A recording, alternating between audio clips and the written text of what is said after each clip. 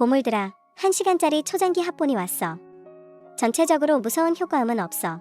오직 너의 잠자리를 지켜줄 부드러운 피아노 곡뿐이야. 보물아, 잘 자고 좋은 꿈 꿔. 좀비 아포칼립스에서 회귀했는데 남친이 좀비인 첫사랑을 키우겠대. 아포칼립스 7년차. 기지가 완공되던 날, 나는 남친인 배달원에게 직접 기지 성벽 아래로 밀쳐졌어. 그는 일그러진 얼굴로 말했지. 화샤오샤오, 이건 내가 받아야 할 업보야. 니사는 특별변이 좀비라서 절대 사람을 물지 않아. 너 때문에 그가 그렇게 오랫동안 갇혀 있었으니 그가 겪은 고통을 내 목숨으로 갚아라. 나는 성벽 아래로 몰려든 좀비 떼에게 찢겨 한을 품고 죽었어. 다시 시작된 삶. 나는 돌아왔어. 배달원이 막 니사를 아포칼립스 팀으로 데려왔을 때로 말이야. 샤오샤오, 생각은 다 했어? 머리 위에서 매력적인 목소리가 들려왔어. 나는 눈을 번쩍 떴어. 깊고 그윽한 도화안과 마주쳤지. 배달원, 나의 그 소위 남자친구라는 사람. 좀비에게 뜯기던 고통이 여전히 생생하지만 주변 환경을 보니 확실히 깨달았어.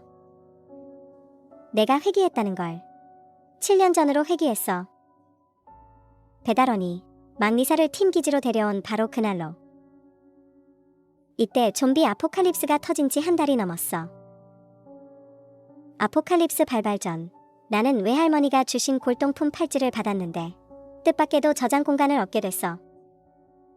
그래서 어느 플랫폼에서 지하철 물어뜯기 사건 영상을 본 뒤 급히 대량의 물자를 비축했지. 그리고 배달원에게도 알렸고 그는 내 아파트에서 7일간 숨어 지내며 힘 계열의 이 능력을 각성했어. 아포칼립스 발발, 아파트 문이 좀비에게 부서지고 우리는 도망치면서 전투력이 있는 동료들을 만났어. 내 공간의 물자 보급에 의지해 그를 팀장으로 하는 7인 팀을 꾸렸지. 배달원이 오늘 팀을 이끌고 물자를 찾으러 나갔다가 우연히 특별변이 좀비 니사를 만난 거야. 그가 예전에 짝사랑했지만 이루지 못한 첫사랑이지. 특별변이 좀비란 지능이 낮아진 것 외에는 다른 면은 일반인과 다를 게 없어 보여. 하지만 어쨌든 그는 결국 좀비야. 일단 변이가 생기면 사람을 물 위험이 있지. 배달원도 이 사실을 알아. 그래서 니사를 남길지 말지에 대한 결정권을 내 손에 넘기는 척했어.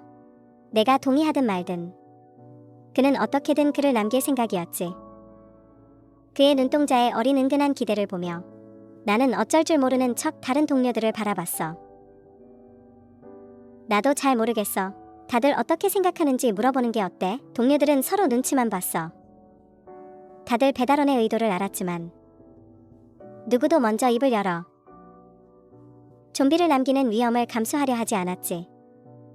거실은 지나치게 조용했어. 지난 생에 나는 절충안을 생각했어. 먼저 니사를 독립된 방에 가두고 수갑과 쇠사슬을 이용해 철제 침대 1m 이내 공간에 묶어두는 거였지. 밤낮으로 누군가 지키게 했어. 당시 다들 내 결정을 인정했어. 니사의 성격이 불안정했으니까 그렇게 7년을 갇혀 있었지. 물자 수집 임무를 나갈 때를 제외하면 그는 항상 그 방에 있었어. 배달원은 그에게 좋은 음식과 마실 것을 대접했고 밖에서 얻은 금 상자도 그에게 나눠주며 그의 레벨업을 도왔어. 자유만 없을 뿐 그의 의식주는 최고급이었지. 그런데 뜻밖에도 그는 니사가 방에 갇혀 겪은 억울함이 다 나 때문이라고 생각했어. 그에게 복수하기 위해 잔인하게 나를 기지 성벽 아래로 밀어버린 거야. 7년 동안 생사고락을 함께한 동료들은 나를 위해 한마디도 해주지 않았지. 지금 내가 방안을 제시하지 않으니 상황은 이렇게 교착 상태에 빠졌어. 결국 팀에서 나이가 가장 많은 천준지가 나섰어. 어쨌든 그는 결국 좀비잖아. 이렇게 다들 눈앞에서 돌아다니게 하는 건 좀 그렇지 않아? 천준지는 아포칼립스 전에는 중학교 체육교사였어.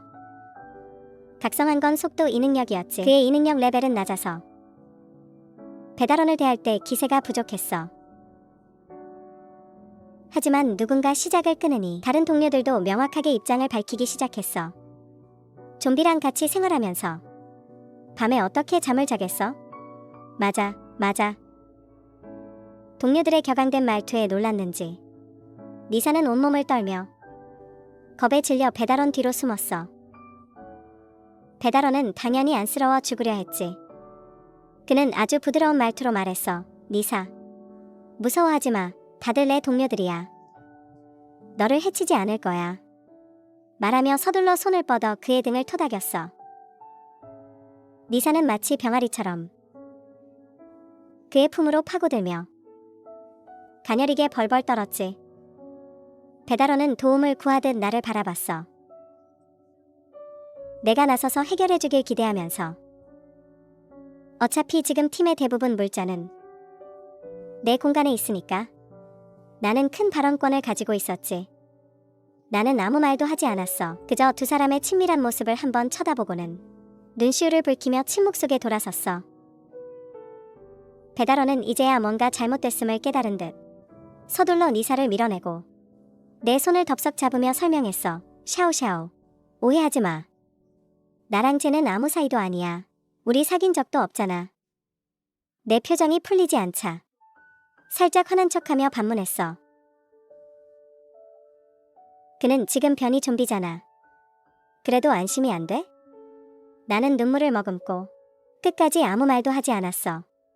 내가 나서길 바란다면 꿈도 꾸지 마. 배달원은 내가 계속 침묵하자 동료들을 바라봤어. 니사는 특별 변이 좀비야. 그의 향후 전투력은 분명 우리 팀에 꼭 필요해. 그를 혼자 방 하나를 쓰게 하고 당분간 쇠사슬로 묶어두겠어. 일단 관찰해보자고. 다들 어때? 이 말을 듣고 나는 비웃음을 흘렸어. 그도 알고 있는 거야. 그래야만 동료들을 겨우 안심시킬 수 있다는 걸.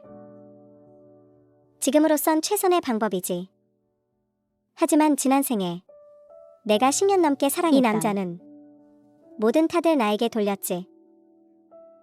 나를 성벽 아래로 밀어 좀비에게 던져주고 그의 결정을 듣고 동료들의 얼굴에는 불만이 역력했어. 팀에는 나를 제외하고 2명의 초급 이능력자가 더 있었어. 목계 이능력자 치우쿠와 풍계 이능력자 저우원자였지. 나머지 아하와 두추텅은 그저 싸움 좀 하는 일반인이었어. 실력 차이 때문에 일은 그렇게 결정되었어. 니사가 팀 기지에 온 첫날 밤 배달원이 직접 지켰어. 다들 당연히 불만은 없었지. 오히려 편해서 좋았어. 한밤중이 되자 그는 살금살금 내 방문을 두드렸어. 나는 못 들은 척했지. 숨을 죽이고 문밖의 동태를 살폈어. 몇 번의 가벼운 노크 소리가 지나고 딸깍하는 소리가 들렸어. 잠금 장치가 부러지는 소리였지. 배달원은 조용히 문을 열고 들어왔어. 취침등 불빛에 의지해 나는 그가 당황한 기색으로 침대 쪽으로 다가오는 걸 봤어. 나는 비명을 질렀어. 그리고 문 밖으로 뛰쳐나갔지. 살려줘. 내가 소리를 지르자 다른 방에 있던 동료들이 순식간에 거실로 달려나왔어. 내 방에 뭔가 침입한 줄 알고 말이야. 나는 소파 뒤로 숨어 겁에 질린 표정으로 방 안을 응시했어. 천준지가 니사의 방문을 열었어. 저 여자 좀비는 아직 있잖아. 설마 동료인가? 다들 표정이 순식간에 진지해졌어. 거실 쪽으로 모여들었지. 상황이 너무 커지자 배달원은 어쩔 수 없이 민망한 표정으로 방에서 나왔어. 샤오샤오, 나야. 다들 안도의 한숨을 내쉬었어. 배달원, 왜 당신이야? 나는 겁에 질린 척하며 물었어. 왜 한밤중에 몰래 내 방에 들어와? 잠금 장치까지 부수고. 설마 당신. 말이 끝나기도 전에 나는 본능적으로 가슴 앞에 옷을 여몄어. 배달원과 사귄 지 반년이 넘었지만 관계를 맺은 적은 없었어. 항상 방을 따로 썼고 동료들도 다 아는 사실이었지. 다들 그를 보는 눈빛에 장난기가 섞였어. 평소 군자처럼 굴던 배달원의 귓가가 붉게 물들었어. 그는 다가와 내 손을 잡으며 진심 어린 표정으로 말했어. 샤오샤오, 오해했어. 난 항상 너를 존중해. 노크한 건 물어볼 게 있어서였어. 내가 계속 대답이 없길래 위험한 줄 알고 힘을 좀 줬더니 문이 고장났네. 너를 놀라게 할 줄은 몰랐어. 나는 감동한 척하며 그를 바라봤어. 바로 그때 방 안에 있던 리사가 문가로 몇 걸음 다가왔어. 회색 눈동자가 우리 쪽을 향했지. 질투 어린 시선이 나와 배달원이 맞잡은 손에 천천히 머물렀어. 변이 좀비도 질투를 하나? 만약 우는 것이 단순히 동물의 본능이라면 질투는 분명 고차원적이고 복잡한 감정이야. 지난 생에 배달원은 리사를 너무 잘 보호해서 처음에는 나도 이런 낌새를 전혀 눈치채지 못했어. 그 생각을 하니 나는 수줍게 고개를 숙이고 일부러 배달원 쪽으로 더 가까이 다가갔어. 배달원, 지금 세상이 혼란스러운데 조심하며 살아야지. 내 곁에 당신이 있어서 다행이야. 말이 너무 닭살 돋았는지 옆에 있던 동료들이 불편한 듯 헛기침을 2번 했어. 크르릉, 낮은 으르렁 소리가 들려왔어. 다들 소리가 나는 쪽을 바라봤지. 리사는 더 이상 처음 왔을 때의 평온함이 없었어. 그는 이를 꽉 깨물고 2 주먹을 꽉 쥐고 있었지. 으르렁거리는 소리와 함께 몸부림치며 방 안의 쇠사슬이 바닥을 긁어 날카로운 소리를 냈어. 아하가 겁을 먹었어. 왜 갑자기 저렇게 광폭해진 거야? 설마 야성이 살아나서 사람을 잡아먹으려는 건 아니겠지? 옆에 있던 치우크도 겁에 질렸어. 배달원은 몇 번이나 말을 하려다 멈추고 결국 머뭇거리며 입을 열었어. 아마 배가 고픈가 봐. 에너지만 보충해주면 금방 조용해질 거야. 나는 속으로 비웃었어. 에너지 보충이라니 참 좋네. 지난 생에 리사가 팀에 온 이후로 그는 몇 번이나 몰래 나를 찾아와서 이 능력 레벨업에 필요하다며 음식을 가져갔지. 공간에서 얼마나 많은 닭, 오리, 생선을 꺼냈는지 몰라. 현재 7명은 이미 한 팀이고 공간의 물자 수량은 투명하게 공개되어 있어. 하지만 공간의 양식 기능은 나와 배달원만 알고 있었지. 아포칼립스에서는 사람을 경계해야 해. 무슨 일이든 퇴로를 남겨둬야지. 지난 생에 나는 그에게 아무것도 숨기지 않았어. 그 좋은 것들이 물 흐르듯 리사의 뱃속으로 들어갔지. 배달원, 그가 배고픈 걸 어떻게 알아? 몰래 나를 찾아온 게 설마 그에게 줄 음식을 가져가려는 건 아니지? 말이 나오자마자 나는 서둘러 배달원을 쳐다보며 찔리는 듯 입을 틀어막았어. 역시나 사람들의 분노가 바로 터져나왔어. 공간 안의 상황은 다른 사람들은 볼 수 없지만 처음 천준지와 저우원자가 합류했을 때 팀이 물자를 찾으러 나갈 때마다 물건을 장부에 기록하기로 했어. 팀원들은 다 같이 약속했지. 물자를 꺼낼 때는 반드시 3분의 2 이상의 동의가 필요하다고. 그런데 배달원은 좀비 하나를 위해 몰래 음식을 빼돌리려 한 거야. 송 팀장, 무슨 속셈인지 모르겠네. 이유도 없이 좀비를 데려와서는 이렇게까지 잘해주고. 다들 남자잖아. 당신이 생각하는 첫사랑은 내가 상관할 바 아니지만 그는 이미 좀비가 됐어. 천준지는 경력이 가장 오래되어서 가장 먼저 폭발했어. 아하도 불만 섞인 목소리로 투덜댔어. 오늘 물자 찾으러 나갔을 때 화장품 매장이 내 앞 100m에 있었는데 많이 가져가려던 것도 아니고 그냥 쿠션 하나 두 개 챙기려 했잖아. 당신이 팀의 대국을 생각하라고 해서 참았는데 지금 당신은 뭐야? 아포칼립스 속에서 모두가 살얼음판을 걷고 있는데 마음속에 억눌린 감정이 터져나오기 일보 직전이었어. 배달원, 나는 생각도 못했어. 첫사랑의 살상력이 이렇게 클 줄은. 나는 슬픈 목소리로 비통한 표정을 지으며 방으로 들어갔어. 밖은 싸움으로 시끄러웠지만 나는 하룻밤 편안하게 잠들었어. 다음 날 아침, 다들 조용히 거실에 앉아 아침을 먹는데 분위기가 이상할 정도로 평화로웠어. 아침 식사 후 어제 다친 아하만 기지에 남고 나머지는 함께 근처 약품을 비축하기로 했어. 공간 이 능력은 물자 운송에 엄청난 편리함을 손을 가져다 대기만 주지. 하면 가져가야 할 물건들을 순식간에 공간으로 넣을 수 있었어. 이번에 함께 나선 길에는 쇠사슬에 묶인 리사도 있었어. 배달원과 그가 가장 앞서 걷고 나와 천준지가 중간에, 나머지 사람들이 뒤를 따랐지. 현재 나는 중점 보호 대상이라 사고가 나면 천준지가 나를 데리고 가장 빨리 도망치기로 했어. 이번 임무는 마음이 전혀 두렵지 않았어. 오히려 기대가 됐지. 이 산업단지에서 또 다른 특별 변이 좀비인 우러냐오를 만날 테니까.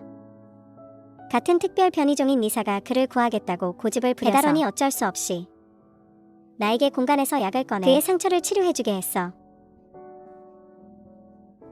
그때부터 우러냐오는 리사의 2호 꼬붕이 그의 됐지. 체질은 특별해서 그가 있는 곳 주변 1km 이내에는 레벨이 낮은 좀비들이 자동으로 피해갔어. 그의 몰래 쫓아다닌 덕분에 팀은 여러 번 안전하게 이동할 수 있었고, 이건 나중에 다들 알게 된 비밀이야. 위험을 무릅쓰고 그의 상처를 치료해준 건 나였는데 이 은혜는 리사에게 돌아갔지. 바로 그 이유 때문에 팀원들은 서서히 리사의 존재를 인정하게 다시 됐어. 시작된 삶. 이 기회는 당연히 그에게 돌아가지 않을 거야. 산업단지는 외곽에 있어서 길이 아주 한산했어. 의약품 산업단지에 들어서고 나서야 드문드문 배회하는 좀비들이 보였지. 배달원은 한 손에 평면도를 들고 다른 한 손으로는 리사를 끌며 빠른 속도로 약품 창고를 향해 달렸어. 안으로 들어갈수록 좀비는 점점 줄어들었어. 보아하니 우러냐오와 멀지 않은 것 같아.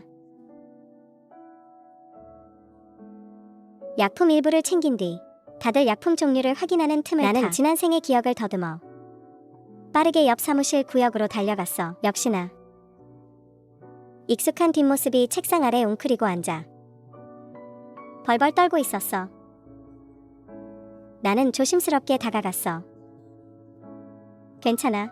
상대가 고개를 들었는데 냉정하고 경계심 가득한 얼굴이 드러났어. 우러냐오였어. 온몸이 꾀죄죄했지만 이목구비는 확실히 뛰어났어. 윤곽이 뚜렷하고 특히 변이 후의 푸른 회색 눈동자는 신비로움을 더했지. 나는 주머니에 손을 넣어 공간에서 닭다리 하나를 꺼내 한 입 먹고는 나머지를 그에게 던져줬어. 우러냐오는 나를 한번 쳐다보고는 내가 먹는 걸 확인하고 나서야 닭다리를 집어 입에 넣었어. 너한테 악의는 없어. 나는 다시 주머니에서 요오드 팅크와 붕대, 소염제를 꺼냈어. 손 상처가 너무 심해. 제대로 치료하지 않으면 나중엔 전투를 못하게 될지도 몰라.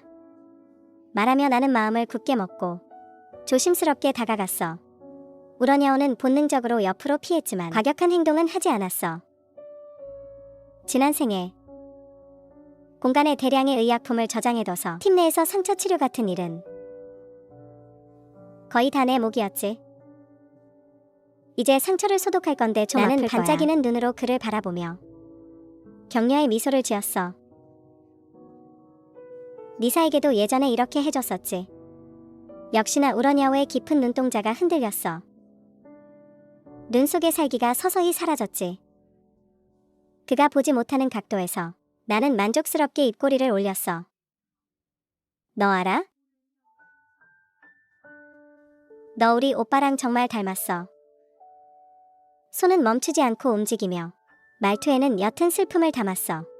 아쉽게도 오빠는 아포칼립스 낯선 사람과 거리를 좁히려면 자신의 상처를 드러내는 것도 좋은 방법이지. 우러냐오가 나를 깊이 쳐다봤어. 나는 슬픔에 잠긴 척하며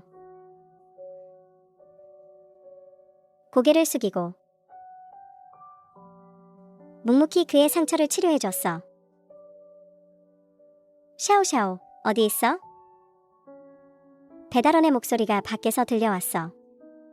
우러냐오는 본능적으로 경계하며 주먹을 꽉 쥐었어.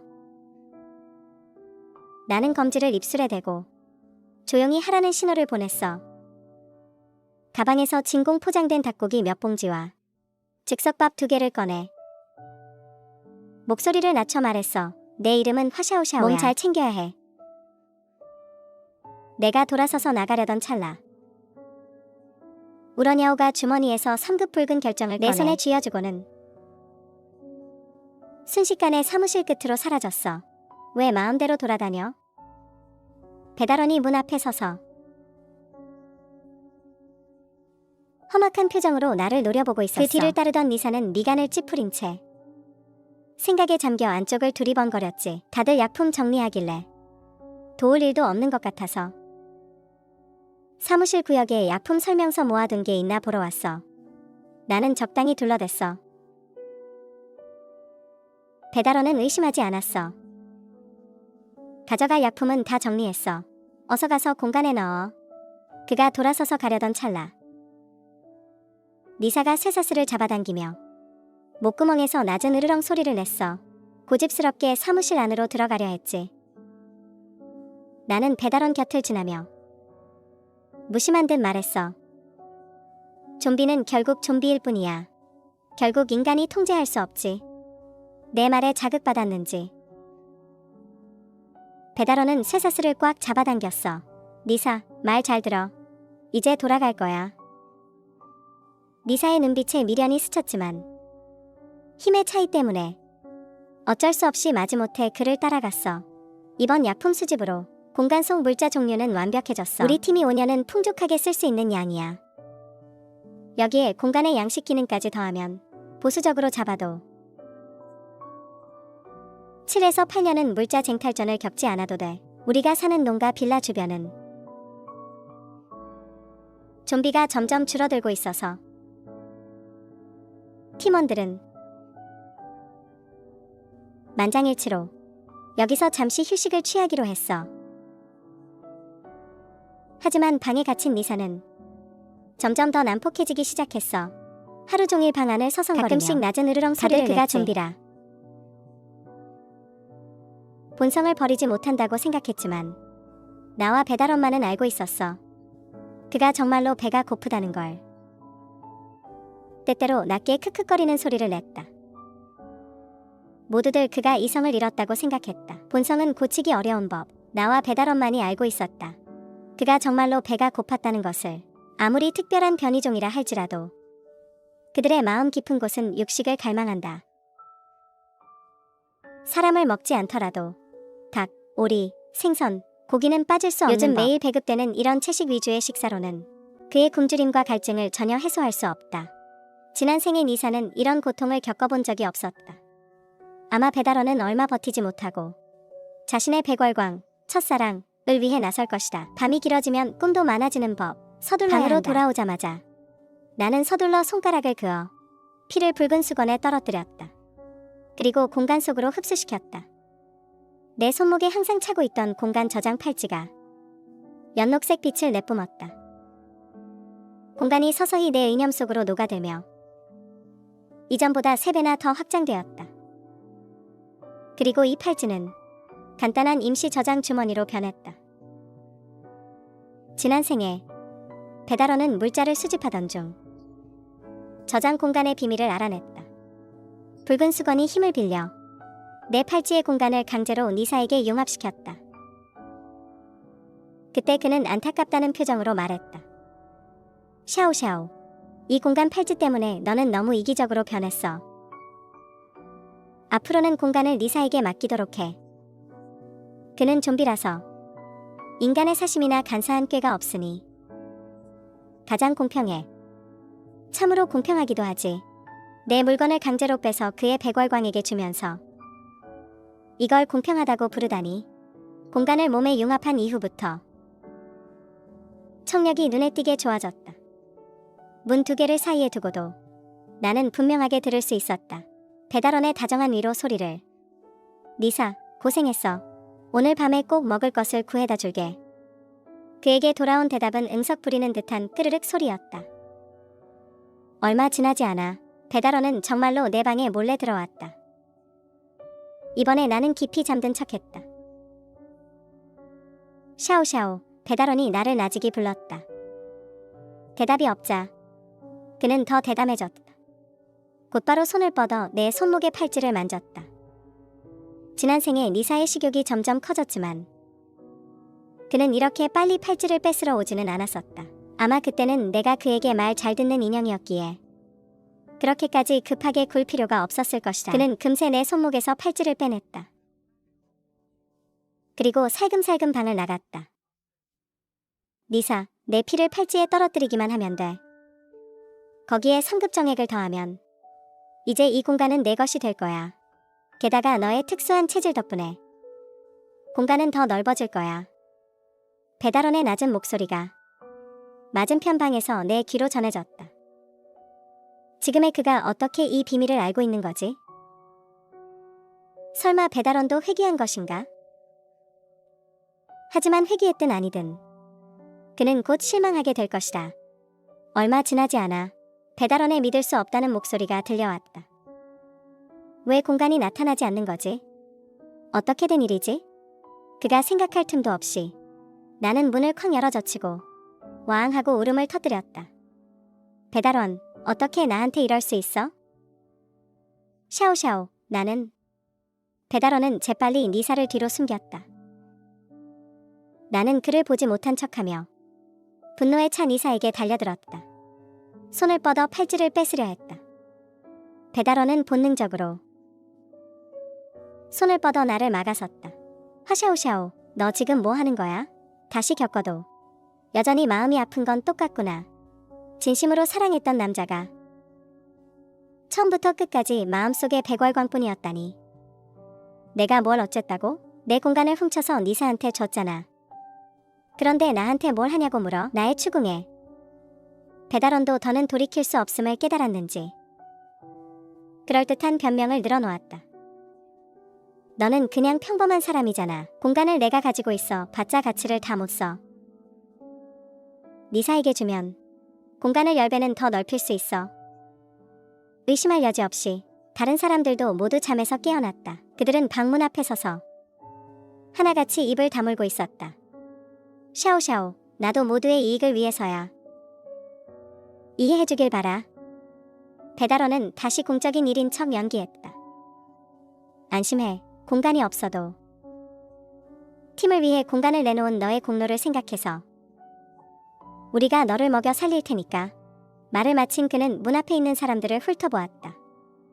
다들 이해 없지? 정말로 10배가 넓어진다면 더 많은 물건을 담을 수 있을 테니 그들에게는 얻는 것이 잃는 것보다 컸다. 그들은 당연히 공간이 원래 내 것이었다는 점은 신경 쓰지 않았다. 니사에게 주는 것이 맞는지도 상관없었다. 어차피 자기들 손에 들어오는 건 아니니까. 그래서 아무도 이의를 제기하지 않았다. 배달원은 반대하는 사람이 없자 의기양양하게 나에게 선언했다. 그럼 이렇게 결정된 거야. 공간은 니사가 관리한다. 사람들이 구경거리라도 보는 듯한 시선 속에서 나는 비통한 척 연기하며 울면서 내 침실로 돌아갔다. 공간 내 대부분의 물자는 이미 내가 다 옮겨놓은 상태였다. 그들이 일주일 정도 먹을 수 있는 식량만 남겨두었을 뿐. 니사가 물자를 꺼내지 못하는 날이 오면 그때가 바로 그들이 서로 물어뜯는 날이 될 것이다. 다음 날 아침 배달원은 니사에게 공간에서 빵과 우유를 꺼내 모두에게 아침으로 나눠주게 했다. 내 알뜰함과는 다르게 사람마다 닭다리 하나씩까지 챙겨주었다. 오랫동안 고기를 못 먹었던 사람들은 모두 기뻐했다. 배달원은 물자를 찾으러 가자고 제안했다. 니사의 공간을 업그레이드하려면 3급 정액을 찾아야 했기 때문이다. 일이 급하니 아침을 먹고 바로 출발하자.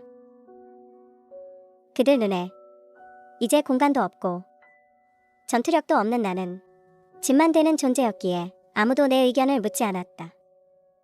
샤오샤오, 너는 나갈 수 없으니 집이나 깨끗이 청소해도 사람들 옷도 잊지 말고 빨고 특히 니사 옷은 물기를 잘 짜서 말려 주름지지 않게 하고.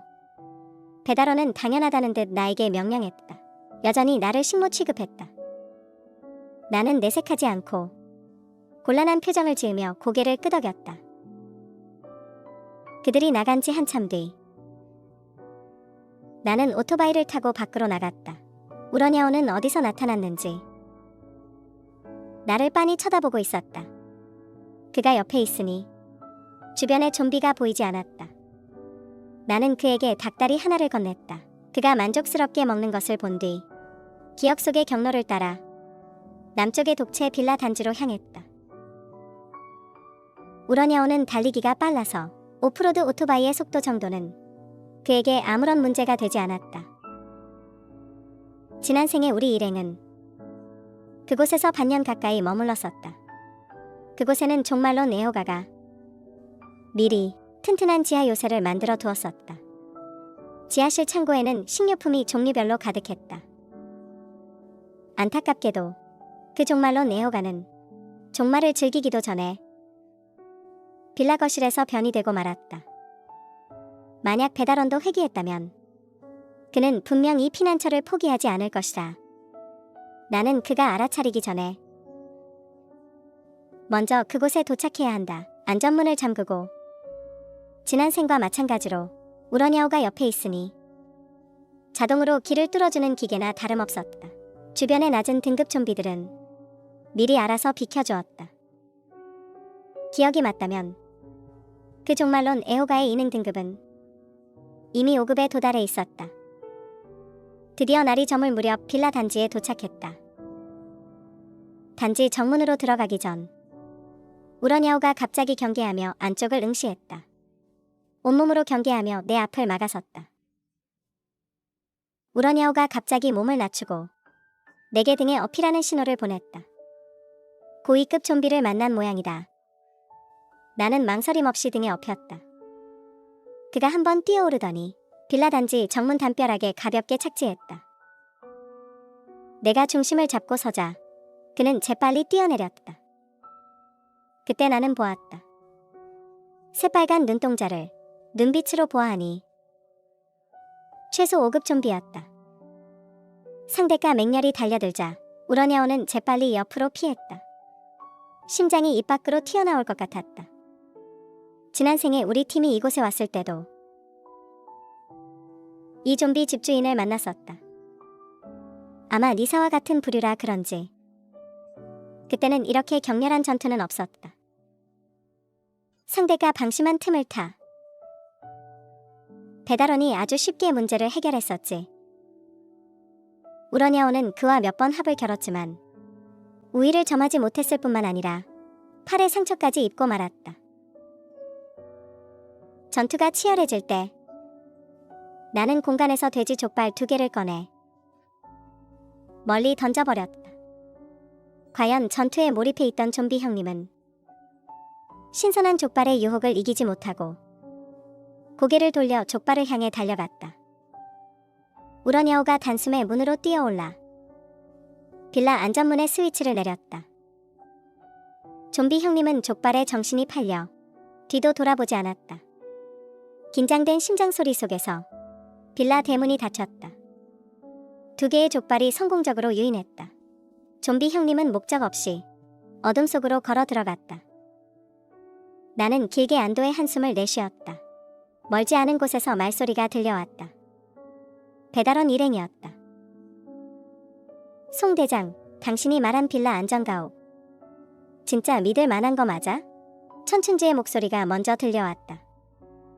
맞아, 내 말대로 안에 3급 이상의 좀비가 있으면 우리 같은 사람들이 어떻게 이겨? 아하도 불안해했다. 배달원은 자신만만했다.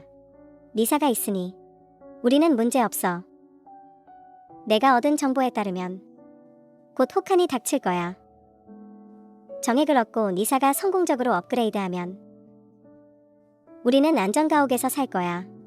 물자는 전부 공간에 넣어 신선하게 보관하고 그때는 먹고 싶은 거 다 먹으면서 살 수 있어. 혹한이 지나면 우리가 직접 기지를 세우자. 그가 그린 미래가 너무나도 아름다웠는지 사람들의 얼굴에는 동경의 빛이 가득했다. 아. 맨 뒤에 걷던 두추텅이 비명을 질렀다. 방금 떠났던 좀비가 다시 돌아온 것이다. 그는 동작이 빨랐고 피 묻은 입이 이미 그의 목을 물어뜯고 있었다. 일행은 모두 긴장했다.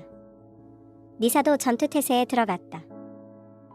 좀비는 다시 아하를 목표로 삼았다.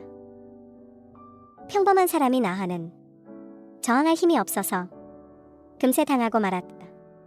목계 이능을 가진 축구가 덩굴을 휘둘렀다. 덩굴이 모래먼지를 일으키며 상대의 눈을 공격했다. 송대장, 천형, 머리를 뚫어버려. 빨리. 두 사람은 긴장해서 목소리가 떨리고 있었다. 배달원은 당연히 천춘지와 함께 나서지 못했다. 그는 니사를 묶고 있던 쇠사슬을 풀었다. 니사, 같이 가. 니사가 달려들었다. 어처구니 없게도 5급 폭력 좀비가 멍하니 그 자리에 서서 니사를 빤히 쳐다보며 공격조차 잊고 있었다. 니사가 좀비의 무릎을 세게 걷어찼고 좀비가 무릎을 꿇자 배달원의 소방도끼가 좀비의 머리를 내리쳤다. 천춘즈가 서둘러 2번 더 도끼질을 했다. 좀비가 두어 번 으르렁거리더니 다시는 일어나지 못했다. 추크와 저우원도 길게 안도의 한숨을 내쉬었다. 송대장, 빨리 빌라 안으로 들어가자. 밤이 길어지면 꿈도 많아지니까. 추크가 거칠게 숨을 몰아쉬었다. 저우원도 서둘러 맞장구 쳤다. 그래, 빨리 가자.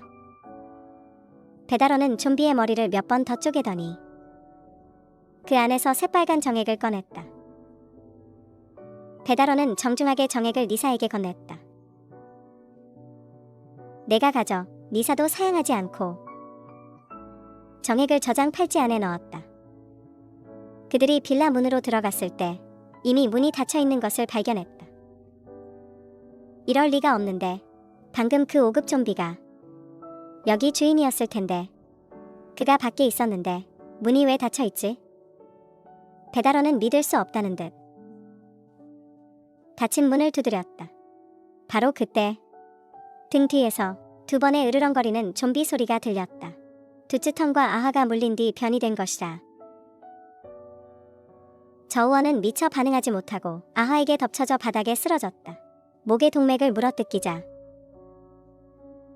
선혈이 솟구쳐 나왔다. 추크가 반응하여 변이 된 덩굴로 두 좀비의 머리를 꿰뚫었다. 천춘주도 예정을 생각할 겨를 없이 도끼로 저우원을 쪼개버렸다. 불과 몇 분 사이에 또 동료를 잃었다. 추크는 더욱 초조해졌다. 송대장, 니사를 먼저 안으로 들여보내서 철문을 열게 해. 이렇게 꾸물거리다가는 살아서 안전구역에 들어갈 사람이 없을 거야. 배달원도 그 의견에 동의했다. 그가 막 니사에게 명령을 내리려는데 문득 보니 니사의 두 눈이 언제부턴가 새빨갛게 변해 있었다. 배달원, 너무 아파. 그가 고통스럽게 머리를 감싸 쥐었다. 지난 생에 니사는 내 물자를 엄청나게 흡수했고 우러냐오의 도움으로 수많은 정액을 복용했었다. 이번 생에는 그런 보조가 없는 상태에서 갑자기 동급의 5급 정액을 흡수했으니 에너지를 감당하지 못하고 부작용이 일어난 것이다. 배달원도 당황했다. 추쿠, 빨리 덩굴로 우리를 위로 올려줘. 그들은 니사를 완전히 잊은 채 손발을 써서 철문을 기어오르며 넘어가려 했다. 니사가 갑자기 일어서더니 손을 뻗어 그들을 끌어내렸다. 철퍼덕 소리를 내며 바닥에 내동댕이 쳐졌다. 아! 추크가 고통스럽게 비명을 질렀다. 배달원은 겁에 질려 눈물을 흘리며 니사의 이성을 되찾으려 애썼다. 니사, 나야. 내가 평생 너의 수호자가 되겠다고 했잖아. 잊었어?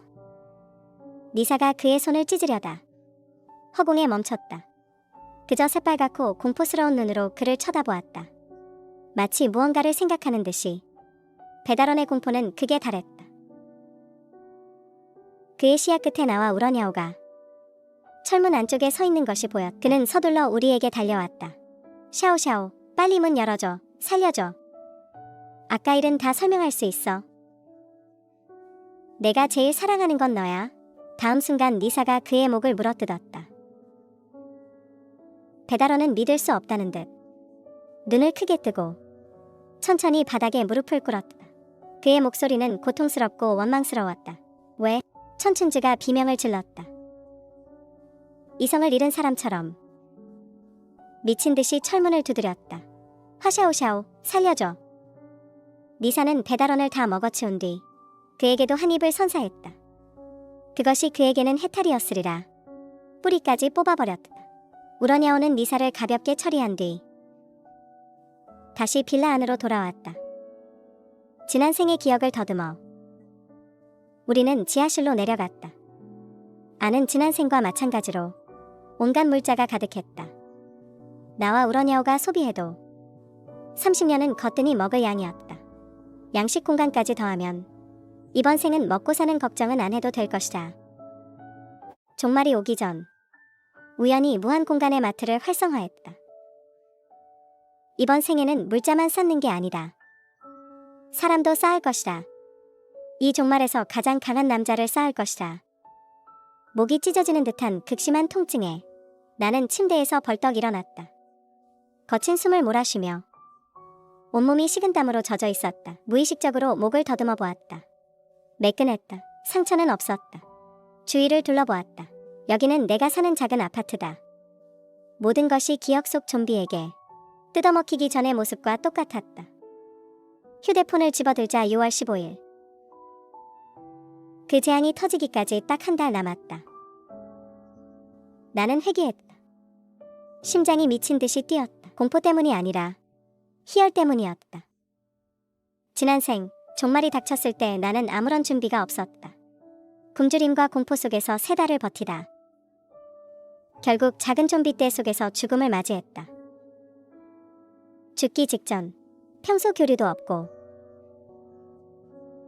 엘리베이터에서 몇 번 마주친 게 전부인 남자가 우리 건물 주민들을 지키기 위해 홀로 좀비 떼를 유인하다가 갈기갈기 찢기는 모습을 보았다.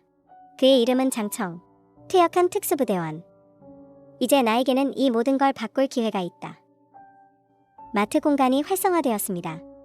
숙주는 서둘러 물자를 비축하십시오. 차가운 기계음이 머릿속에 울렸다. 눈앞이 아찔해지더니 나는 이미 거대한 마트 안에 서 있었다. 이해했다. 물자를 무한히 저장할 수 있는 공간. 나는 1초도 낭비하지 않고 미친 듯이 물건을 쓸어담기 시작했다. 이념을 집중하자. 압축 비스킷과 통조림이 순식간에 사라졌다. 수톤의 생수와 정제수가 공간 속으로 들어갔다. 다음은 의약품, 감기약, 소염제, 소독용 알코올까지 약국 코너를 싹 비웠다. 이번 생에는 절대 먹을 것 때문에 누구에게도 고개를 숙이지 않겠다. 심지어 철물점 코너도 찾았다. 소방도끼, 칼, 전동 드릴까지. 내 시선은 구석에 있는 한 물건에 꽂혔다. 군용 작전 배낭. 옆에는 위장 작전복도 있었다. 나는 홀린 듯 그것들을 집어들었다. 머릿속에 장청의 차가운 얼굴이 떠올랐다. 물자만으로는 부족하다. 종말에는 무력이 곧 생존의 근본이다. 나는 그저 평범한 여자일 뿐. 보디가드가 필요하다. 절대적으로 강하고 믿음직한 보디가드. 장청이 최고의 적임자다. 이번 생에는 물자만 쌓는 게 아니다. 사람도 쌓을 것이다. 이 종말에서 가장 강한 남자를 쌓을 것이다. 나는 즉시 행동에 나섰다. 먼저 아파트를 개조했다. 인터넷으로 강철판을 주문하고 인부를 불러 현관을 제외한 모든 창문을 용접했다. 현관문은 은행, 금고용 비밀번호 방법문으로 교체했다. 이 모든 걸 마치자 내 전 재산을 다 썼고 빚까지 잔뜩 졌다. 하지만 상관없다. 종말이 오면 돈은 휴지 조각일 뿐이니까. 나는 김이 모락모락 나는 컵라면을 들고 그의 집 문을 두드렸다. 장청이 상의를 벗은 채 문을 열었다. 그의 범접할 수 없는 살기가 마치 돌처럼 굳어 있었다. 무슨 일이지? 그게 라면을 너무 많이 끓여서요. 버리기 아까워서. 괜찮으시면. 그는 받지 않았다. 그 날카로운 눈빛으로 나를 훑어보았다. 마치 내 속을 꿰뚫어 보는 것 같았다. 포기하려던 찰나. 그가 손을 뻗어 그릇을 받았다. 고맙군. 쾅. 문이 내 앞에서 닫혔다. 나는 길게 안도의 한숨을 내쉬었다. 등이 식은땀으로 흠뻑 젖었다. 이 남자와 상대하는 건 좀비를 상대하는 것보다 더 힘들다. 다음날 나는 해물라면을 끓였다. 랍스터까지 넣어서. 그가 문을 열었을 때는 이미 옷을 입고 있었다. 그의 압도적인 존재감은 여전했다. 그는 여전히 묵묵히 그릇을 받고 문을 닫았다. 나는 매일 다른 메뉴로 그에게 음식을 가져다 주었다. 컵라면에서 덮밥, 그리고 국과 반찬까지.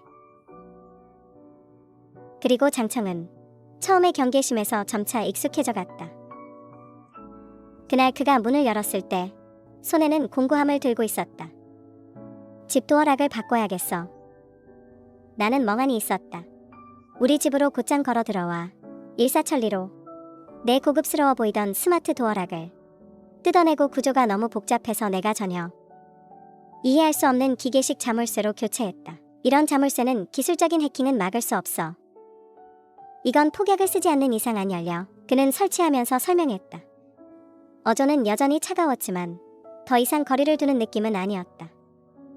나는 그의 집중하는 모습을 보며 속으로 생각했다. 내 투자가 결실을 보기 시작했구나.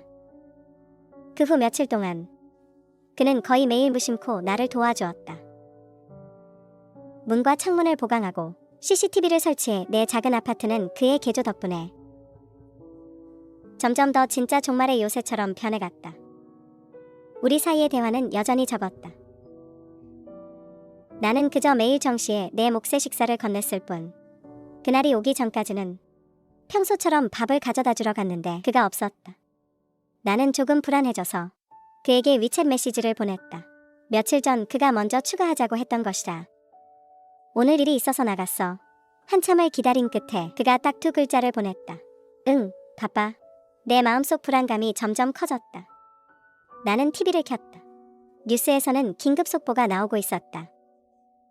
시내 일부 지역에서 원인 불명의 폭력적인 상해 사건이 발생. 시민들에게 주의를 당부하며 안전을 유의하고 가급적 외출을 자제하라고 했다. 화면 속은 아수라장이었다. 사람들은 비명을 지르며 흩어져 달아났고 어떤 사람들은 미친 듯이 뒤쫓으며 그들을 물어뜯고 있었다. 그들의 동작은 뻣뻣했고 눈은 탁했으며 입가에는 핏자국이 묻어 있었다. 좀비였다. 종말이 앞당겨졌다. 내 마음은 순식간에 바닥으로 가라앉았다. 장청. 그는 아직 밖에 있다. 나는 미친 듯이 그에게 전화를 걸었다. 몇 번이고 계속해서 받지 않았다. 창밖에 처절한 경보음과 사람들의 비명소리가 뒤섞여 지옥의 전주곡처럼 들렸다. 나는 CCTV로 밖의 상황을 살폈다.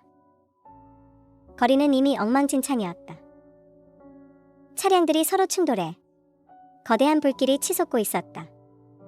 좀비, 영화에서나 보던 그 괴물들이 살아있는 사람들을 쫓고 있었다. 한 남자가 덮쳐지더니 순식간에 좀비들에게 뜯어먹혔다. 선열이 바닥을 붉게 물들였다. 나는 깊게 숨을 들이마시고 억지로 침착함을 유지하려 했다. 장청은 강하니까 분명 괜찮을 거야.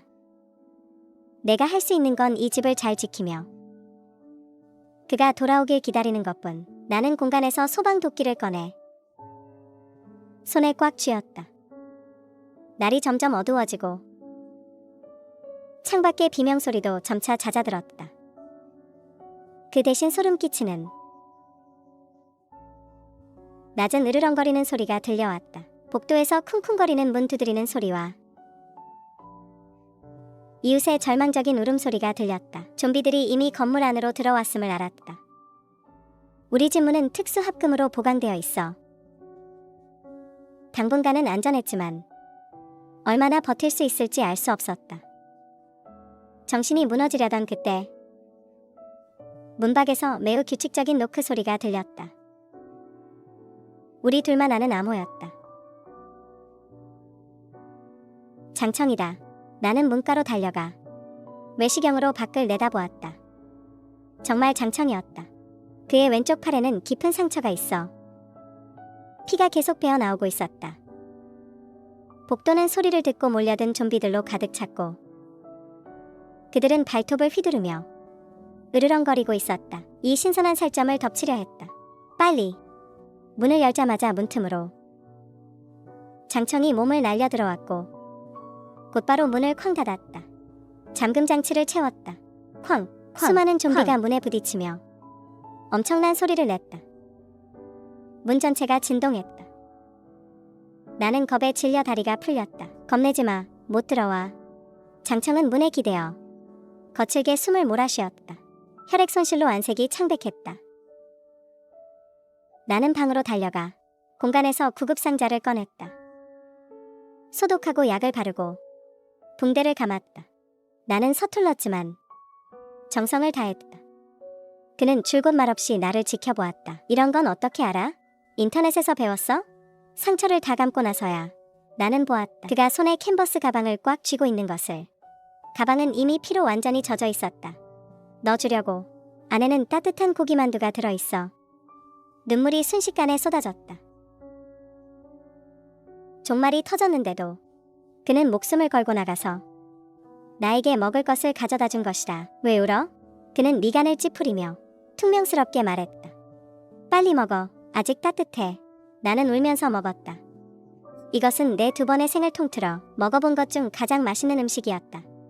밖은 어때? 엉망이야. 바이러스가 너무 갑자기 퍼졌어. 대부분의 사람이 감염됐어. 그럼 우린 이제 어떻게 해? 여기서 버티자. 그는 내가 요새처럼 꾸며놓은 아파트를 둘러보았다. 여기가 이 건물에서 가장 안전한 곳이야. 마음이 따뜻해졌다. 지금 나를 칭찬하는 건가? 물자는 아직 충분해. 우리 둘이 평생 먹을 만큼 있어. 그는 처음으로 놀란 눈으로 나를 쳐다보았다. 진작 알고 있었어? 심장이 덜컥 내려앉았다. 회귀와 공간에 대한 비밀은 누구에게도 말할 수 없다. 그에게조차도. 그냥 물건 쌓아두는 걸 좋아해서 그래. 안정감이 들거든. 나는 어설픈 핑계를 댔다. 그는 더 이상 묻지 않았고 그 말을 받아들인 듯했다. 그 후 며칠 동안 우리는 이 작은 아파트에서 기묘한 동거 생활을 시작했다. 밖의 세상은 완전히 지옥으로 변했지만 우리 공간은 세상에 익힌 외딴 섬 같았다. 나에게는 무한한 물자가 있고 그에게는 절대적인 무력이 있었다. 우리는 역할을 분담했다. 나는 후방을 책임지며 매일 정성껏 맛있는 음식을 만들어 그를 살찌우고 상처가 빨리 아물게 했으며 체력을 회복시켰다. 그는 안전을 책임지며 매일 모든 방어시설을 점검하고 CCTV를 통해 밖의 상황을 관찰하며 좀비들의 동향을 분석했다. 그는 나에게 기본적인 격투 기술과 무기 사용법도 가르쳐 주었다. 호신술을 가르치는 시간 외에 그는 대부분의 시간을 운동으로 보냈다. 팔굽혀펴기, 턱걸이, 스쿼트. 그는 끝없는 힘을 가진 것 같았다. 땀이 그의 러닝셔츠를 적시고 탄탄한 근육 라인을 드러냈다. 인정하건대 몇 번이나 넋을 잃고 쳐다봤다. 보기 좋아? 그가 갑자기 멈추고 고개를 돌려 나를 보았다. 입가에 옅은 미소를 띠면서 내 얼굴이 순식간에 붉어졌다. 현장을 들킨 도둑처럼 황급히 시선을 돌렸다. 누가 너를 봐. 난 밖에 CCTV를 보고 있었어. 그가 낮게 웃었다. 저승사자 같던 이 남자가 웃을 때 이렇게 멋있다는 걸 처음 알았다. 그런 날들은 평화롭고 따뜻해서 거의 잊을 뻔했다. 밖의 위험한 세상을. 7째 날이 되기 전까지는 쿵쿵쿵 문밖에서 다시 노크 소리가 들렸다. 좀비들의 광기 어린 충돌이 아니었다. 생존자였다. 나와 장청은 서로 눈을 마주쳤고 상대방의 눈에서 경계심을 읽었다. 누구야? 장청이 낮게 물었다. 샤오장? 나야. 아래층에 사는 왕 아주머니야. 문 밖에서 중년 여성의 목소리가 들렸다. 울먹이는 소리로 제발 문 좀 열어줘. 집에 먹을 게 하나도 없어. 애가 굶어 죽어가고 있어. 왕 아주머니 기억이 났다. 꽤 인심 좋은 분이었는데 예전에 엘리베이터에서 만나면 웃으며 인사해주곤 했다. 나는 무의식적으로 장청을 보았다. 그는 무표정한 얼굴로 외시경으로 밖을 관찰하고 있었다. 혼자야? 내가 작게 묻자 남자 한 명이 더 있어. 장청의 목소리는 매우 낮았다. 내 마음이 가라앉았다. 종말에 가장 무서운 건 좀비가 아니라 사람의 마음이다. 샤오장, 문 좀 열어봐. 안에 있는 거 다 알아? 너희 집엔 먹을 거 많잖아. 우리 좀 나눠줘. 왕 아주머니의 목소리가 점점 격해지며 문을 두드리기 시작했다. 먹을 거 없어. 장청이 차갑게 대꾸했다. 거짓말 마. 며칠 전에도 너희 집에서 고기 냄새 나는 거 다 맡았어. 거친 남자의 목소리가 들려왔다. 아기가 가득했다. 잘 들어. 순순히 문 열고 먹을 거 내놓는 게 좋을 거야. 안 그러면 문 부수고 들어가서 가만두지 않을 테니까. 화가 치밀어 올랐다. 신경 쓰지 마. 장청이 나를 끌고 몇 걸음 뒤로 물러났다. 문에서 멀리 떨어지게 했다. 아니나 다를까 밖에서 미친 듯이 문을 치기 시작했다. 하지만 특수 제작된 방화문은 꿈쩍도 하지 않았다. 이 문 뭐야? 왜 이렇게 튼튼해? 도끼로 문짝을 찍어버려. 밖에서 도끼질하는 소리가 들려왔다. 심장이 덜컥거렸다. 하지만 몇 분 후 소리가 멈췄다. 안 돼, 이거 철문이야. 도끼날이 다 나갔어. 어떡하지? 방법이 있어. 왕 아주머니의 목소리가 다시 들렸다. 기이한 흥분을 띠며. 이 건물 가스관이 연결된 거 알지? 불을 질러서 다 태워 죽이자. 그럼 나오나 안 나오나 보자. 평소 인자해 보이던 아주머니가 어떻게 저런 악독한 말을 할 수 있는지. 저 사람들 미쳤어. 나는 장청의 팔을 잡았다. 장청의 얼굴도 험악하게 변했다. 그는 CCTV 앞으로 가서 복도 상황을 자세히 살폈다. 둘뿐이야. 무기도 없고. 나가려고? 나는 깜짝 놀랐다. 그럼 어떡해? 죽길 기다려? 그가 나를 쳐다보았다. 눈빛에는 두려움이 전혀 없었다. 오직 차가운 결단력뿐. 그는 칼을 꺼내 들었다. 안에 있어. 문 잘 잠그고 무슨 일이 있어도 절대 나오지 마. 그가 나를 뚫어지게 보았다. 나는 그의 결연한 뒷모습을 보며 잠깐만, 내가 그를 불렀다. 나는 공간에서 미리 준비해둔 군용 작전복 세트를 꺼냈다. 이거 입어. 특수 소재로 만들어서 방화와 칼에 베이는 걸 막아줘. 그는 곧바로 갈아입었다. 더 위험 있어 보였고 더 위험해 보였다. 그가 문으로 다가가 깊게 숨을 들이마시고 나를 보며 말했다. 돌아올게. 문이 열리는 순간 장청이 밖으로 튀어나갔다. 나는 즉시 안에서 문을 잠갔다. 문 밖에서 남자의 비명소리와 왕 아주머니의 공포에 질린 비명이 들렸다. 나는 CCTV 화면을 뚫어지게 쳐다보았다. 화면 속 장청이 한 발로 도끼로 그를 찌그려던 남자를 걷어찼다. 남자는 벽에 부딪혀 입에 거품을 물고 기절했다. 왕 아주머니는 겁에 질려 주저앉았고 바지에 오줌을 지렸다. 장청은 그녀를 무시했다. 그의 목표는 따로 있었다. 피냄새를 맡고 몰려든 좀비. 몇 마리였다. 그의 칼솜씨는 깔끔하고 정확했다. 한 칼 한 칼이 좀비의 머리에 정확히 꽂혔다. 좀비들은 소리와 함께 쓰러졌다. 전 과정이 1분도 채 걸리지 않았다. 복도에는 다시 정적이 찾아왔다. 장청이 바닥에 주저앉은 왕 아주머니에게 다가갔다. 아까 우리를 태워 죽이겠다고 했나? 아니야. 내가 아니라 저 사람이 시켜서 한 거야. 왕 아주머니는 횡설수설하며 바닥에 기절한 남자를 가리켰다. 그래? 장청이 그 남자 곁으로 다가가 한 발로 그의 손목을 밟았다. 우드득 소리가 났다. 남자는 고통스러운 신음과 함께 기절해서 깨어났다. 내 손이 부러졌어. 이제 꺼져. 남자는 기어서 일어나 부러진 손을 끌고 도망쳤다. 왕 아주머니도 도망치려 했지만 장청이 가로막았다. 먹을 거 내놔.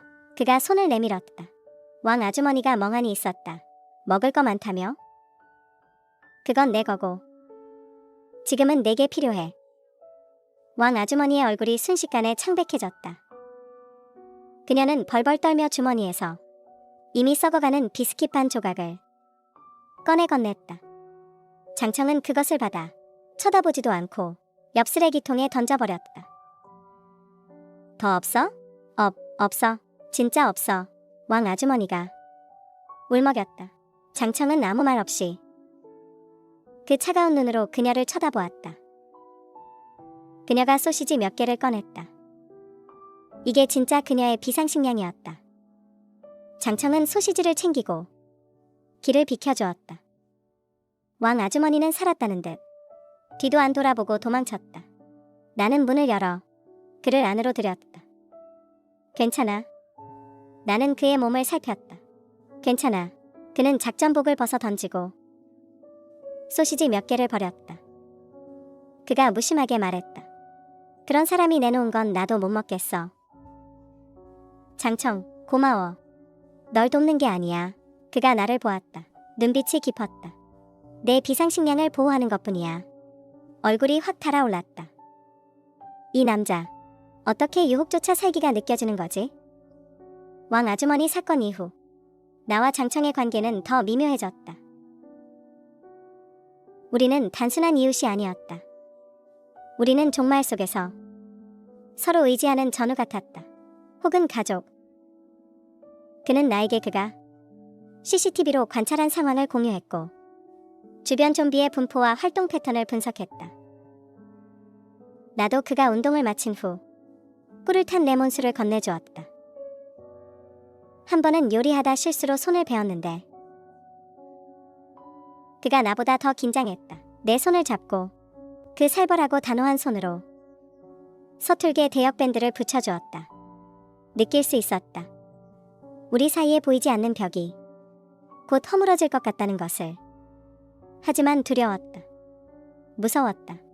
이게 종말 상황에서 생기는 흔들다리 효과일까봐. 위기가 사라지면 우리 사이의 모든 것도 연기처럼 사라질까봐. 게다가 내 마음속엔 회귀의 비밀이 있었다. 상상할 수 없었다. 그가 내가 전생의 기억을 가진 괴물이라는 걸 알게 되면 나를 어떻게 볼지. 나는 그 설렘을 마음 깊은 곳에 묻어두어야 했다. 어느 날 장청이 CCTV를 확인하다 갑자기 미간을 찌푸렸다. 왜 그래? 내가 다가가 물었다. 이거 봐. 그가 화면 구석을 가리켰다. 나는 똑같은 제복을 입고 무기를 든 사람들이 우리 아파트 입구에 나타난 것을 보았다. 그들은 군인도 아니었고 경찰도 아니었다. 제복에는 불꽃 모양의 마크가 있었다. 불신, 화신, 조직이야. 장청의 어조는 매우 무거웠다. 불신, 생존자 조직인데 종말 초기부터 빠르게 세력을 키웠어. 장청이 설명했다. 우두머리는 주룡인데 잔인하고 악랄해서 무력을 앞세워 많은 소규모 생존자 캠프를 병합하고 물자를 약탈했지. 가슴이 철렁했다. 전생에도 이 조직에 대해 들어본 것 같았다. 여긴 왜 온 거지? 우리 건물은 이 근처에서 가장 높고 튼튼한 건물이야. 여기를 거점으로 삼으려는 거겠지. 아니나 다를까 그들은 아파트 입구의 좀비들을 정리하기 시작했다. 건물로 들어올 준비를 하는 것이다. 그들은 장비가 좋고 손발이 척척 맞는 게 분명 훈련받은 자들이었다. 금세 아래층 좀비들이 정리되었다. 그들이 올라오고 있다. 장청의 얼굴이 점점 험악해졌다. 아래층에서 요란한 발소리가 들려왔다. 안에 있는 사람들 들어라. 우리는 불신 보안대다. 지금부터 이 건물을 징발한다. 모두 즉시 1층 로비로 집합해. 모든 물자를 내놓아라. 저항하는 자는 죽는다. 오만한 목소리가 확성기를 통해 건물 전체에 울려 퍼졌다. 곧이어 이웃들의 비명과 애원 소리가 들렸다. 좀비는 피했지만 동족의 약탈은 피하지 못했다. 곧 우리 층까지 발소리가 다가왔다. 쾅! 이웃집 문이 발길질에 열렸다. 아무도 다음 집으로 가지 않았다. 발소리가 우리 문 앞에서 멈췄다. 이 집 문 좀 흥미로운데? 대장, 이거 특수 제작된 겁니다. 안 열리면 폭파해버려. 심장이 목구멍까지 차올랐다. 문을 폭파한다고? 이 사람들은 왕 아주머니보다 훨씬 악독했다. 장청이 나를 뒤로 끌어당겼다. 얼굴이 금방이라도 물이 떨어질 듯 어두웠다. 그가 총 2자루를 꺼내 하나를 나에게 건넸다. 무슨 일이 있어도 내 뒤에 딱 붙어 있어. 쾅! 엄청난 굉음과 함께 방화문에 커다란 구멍이 뚫렸다. 연기가 거치고 제복을 입은 남자들이 문 앞에 나타났다. 우두머리로 보이는 자의 얼굴엔 흉측한 흉터가 있었고 우리를 쳐다보고 있었다. 그가 불신의 우두머리 주룡이었다. 오, 꽤 뼈대 있는 놈들이 있네. 주룡의 시선이 나를 훑고 지나갔다. 노골적인 욕망이 가득했다. 죽고 싶나? 장청의 목소리는 시베리아 한파처럼 차가웠다. 탕! 총알이 정확히 가장 크게 웃던 남자의 미간에 박혔고 그는 그대로 쓰러졌다. 감히 내 사람을 건드려? 전부 죽여버려. 주룡이 격분하여 명령을 내리자 뒤에 있던 부하들이 우리를 향해 달려들었다. 총성이 순식간에 울려 퍼졌다. 장청은 나를 끌고 소파를 엄폐물 삼아 계속 응사했다. 그의 사격 솜씨는 신기에 가까웠다. 총을 쏠 때마다 적이 한 명씩 쓰러졌다.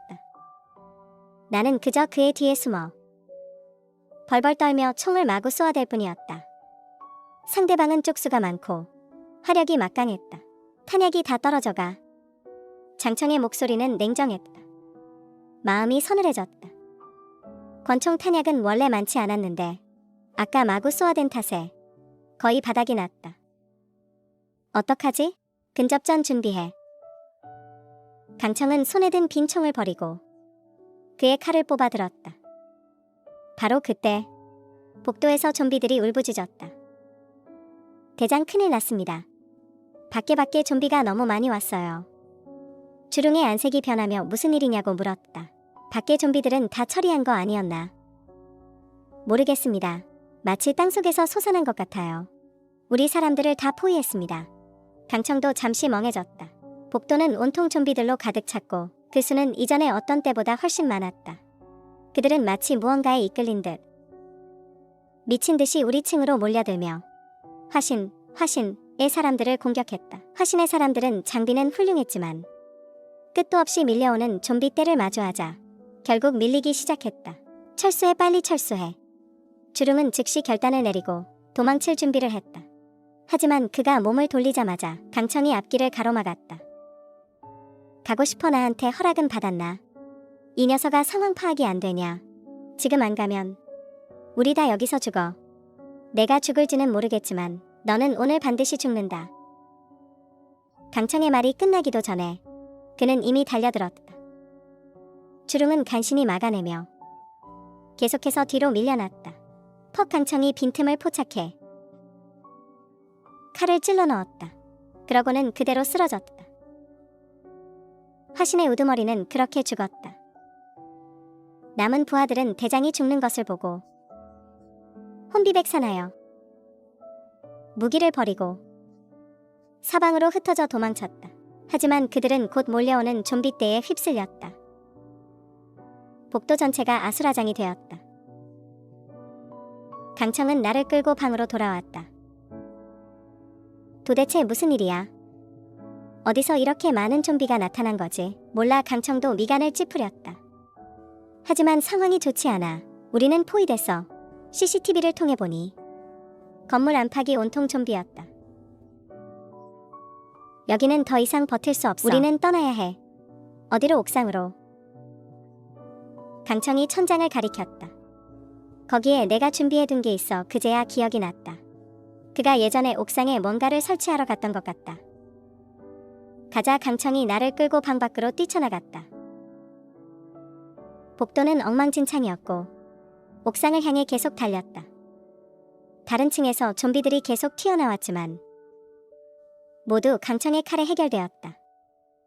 그는 마치 지칠 줄 모르는 살인 기계처럼 나를 위해 생명의 길을 열어주었다. 내 체력은 금방 바닥이 났다. 두 다리가 납덩이처럼 무거워졌다. 강청은 말없이 나를 번쩍 안아들고 계속해서 위로 올라갔다. 나는 그의 가슴에 얼굴을 묻고 그의 힘찬 심장 소리를 들으며 전례 없는 안도감을 느꼈다. 우리는 옥상으로 통하는 문 앞에 도착했다. 문은 커다란 자물쇠로 잠겨 있었다. 강청이 발로 차서 부수었다. 옥상에는 소형 헬리콥터가 한 대 서 있었다. 그 헬기를 타고 건물을 빠져나갔다. 1년 후 세상의 종말이 끝났다. 바이러스는 완전히 박멸되었다고 공식 발표되었다. 야근하기 편하려고 나는 캠핑카를 한 대 샀다. 회사 근처에 살고 있었는데 종말이 올 줄은 몰랐다. 나는 캠핑카를 몰고 방공호로 숨어들었고 그것이 나의 유일한 생존길이 되었다. 요즘 나는 계속 같은 꿈을 꾼다. 꿈속에서 수많은 좀비가 퇴근하라고 소리치며 나를 쫓아온다. 나는 그저 996, 주 6일 9시 출근 9시 퇴근. 하지만 이 꿈은 썩은 아침까지 맡을 수 있을 정도로 생생했다. 그러던 중 해외에서 생물 연구를 하던 첫사랑이 갑자기 메시지를 보냈다. 샤오샤오. 빨리 물자를 챙겨서 숨어. 방법을 찾은 것 같아. 기다려. 내 마음이 덜컥 내려앉았다. 컴퓨터 오른쪽 하단에 표시된 날짜는 꿈속에서 종말이 시작된 바로 모레였다. 등줄기에 식은땀이 흘렀다. 나는 사장실로 뛰어들어가 사원증을 책상에 던지며 말했다. 사장님, 저 퇴사하겠습니다. 세상은 넓고 가보고 싶은 곳이 많거든요. 아, 그리고 먹을 것 좀 많이 쟁여두시는 게 좋을 거예요. 말을 마치고 나는 뒤도 돌아보지 않고 나왔다. 그의 당황한 표정은 신경 쓰지 않았다. 임시로 집을 구해서 보강하기엔 너무 늦었다. 다행히 나에겐 캠핑카가 있었다. 나는 회사에서 매출 1위를 찍었지만 그 돈은 목숨과 바꾼 것이었다. 비싼 월세와 출퇴근 시간을 아끼려고 나는 5만 위안을 주고 이 중고 캠핑카를 샀고 비상금을 모아두었다. 지금 이 돈과 이 차가 나의 유일한 희망이었다. 나는 자리로 돌아와 컴퓨터 본체와 다육이 화분, 가져갈 수 있는 모든 것을 차에 실었다. 다음 단계는 기지 찾기. 나는 교회에서 목적 없이 차를 몰았다. 노을이 하늘을 붉게 물들일 때쯤 오랫동안 버려진 방공호를 발견했다. 주변에는 인적이 없고 입구에는 덩굴이 가득해서 최고의 천연 위장막이 되어주었다. 입구 크기는 내 캠핑카로 딱 맞게 막을 수 있었다. 3km 떨어진 곳에 낡은 주유소도 있었다. 나는 휴대폰자로 대략 측정해 보았는데 이곳은 100평 정도의 면적이라 혼자 지내며 물자를 저장하기에 충분했다. 나는 즉시 차를 돌려 철물점으로 가서 천막, 선반, 작업 등 밧줄과 전동 드릴을 샀다. 그 후 마트로 달려가 진열대에 살충제, 소독제와 각종 청소용품을 싹쓸이했다. 다음은 방공호 청소였다. 동굴안은 먼지와 낙엽으로 가득했고 흙냄새가 진동했다. 나는 마스크를 쓰고 열심히 청소했다. 쓰레기만 20봉지가 나왔다. 마지막으로 분무기를 메고 구석구석 소독제와 살충제를 꼼꼼히 뿌렸다. 이 모든 것을 마치고 나는 침대에 쓰러졌다. 잠들려던 찰나 휴대폰이 갑자기 울렸다. 모르는 번호로 영상 하나가 왔다. 누르는 순간 소름이 돋았다. 배경은 음압 실험실의 친밀문이었다. 단번에 알아볼 수 있었다. 영상 속에서 한 형체가 문 뒤에서 나타났고 화면이 심하게 흔들린 뒤 이내 암전되었다. 불안한 잡음만 남았다. 나는 휴대폰을 던져버렸다. 이 영상은 누가 보낸 거지? 위안화인가? 그는 지금 어떻게 된 걸까? 나는 떨리는 손으로 휴대폰을 주워 다시 걸었다. 수화기 너머로는 차가운 신호음만 들렸다. 뜬 눈으로 밤을 지새웠다. 영상을 보니 방공호를 서둘러 완성해야겠다는 생각이 들었다. 다음 날 눈을 뜨자마자 방공호를 자세히 살폈다. 습기가 너무 많아서 방습을 위해 두꺼운 돗자리를 틈새 없이 바닥에 깔았다. 테이프로 완전히 밀봉한 뒤 산업용 선반을 하나씩 조립했다. 벽에 단단히 고정하고 전동 드릴로 천장에 구멍을 뚫어 줄을 매달아 간이 빨랫줄을 만들었다. 나중에 옷을 말리거나 음식을 훈제할 때 쓸 수 있을 것이라. 기본적인 정리를 마치고 회사에서 챙겨온 모든 짐과 어제 마트에서 산 물자들을 분류해서 선반에 진열했다. 가득 찬 선반을 보니 이제야 마음이 좀 놓였다. 하지만 가장 큰 문제는 방공 후에 전기가 없다는 점이었다. 캠핑카의 배터리는 대용량 보조 배터리 수준이라 냉장고를 돌릴 수 없었다. 고기 저장 계획이 수포로 돌아갈 판이었다. 나는 즉시 차를 몰고 가전제품 매장과 철물점으로 향했다.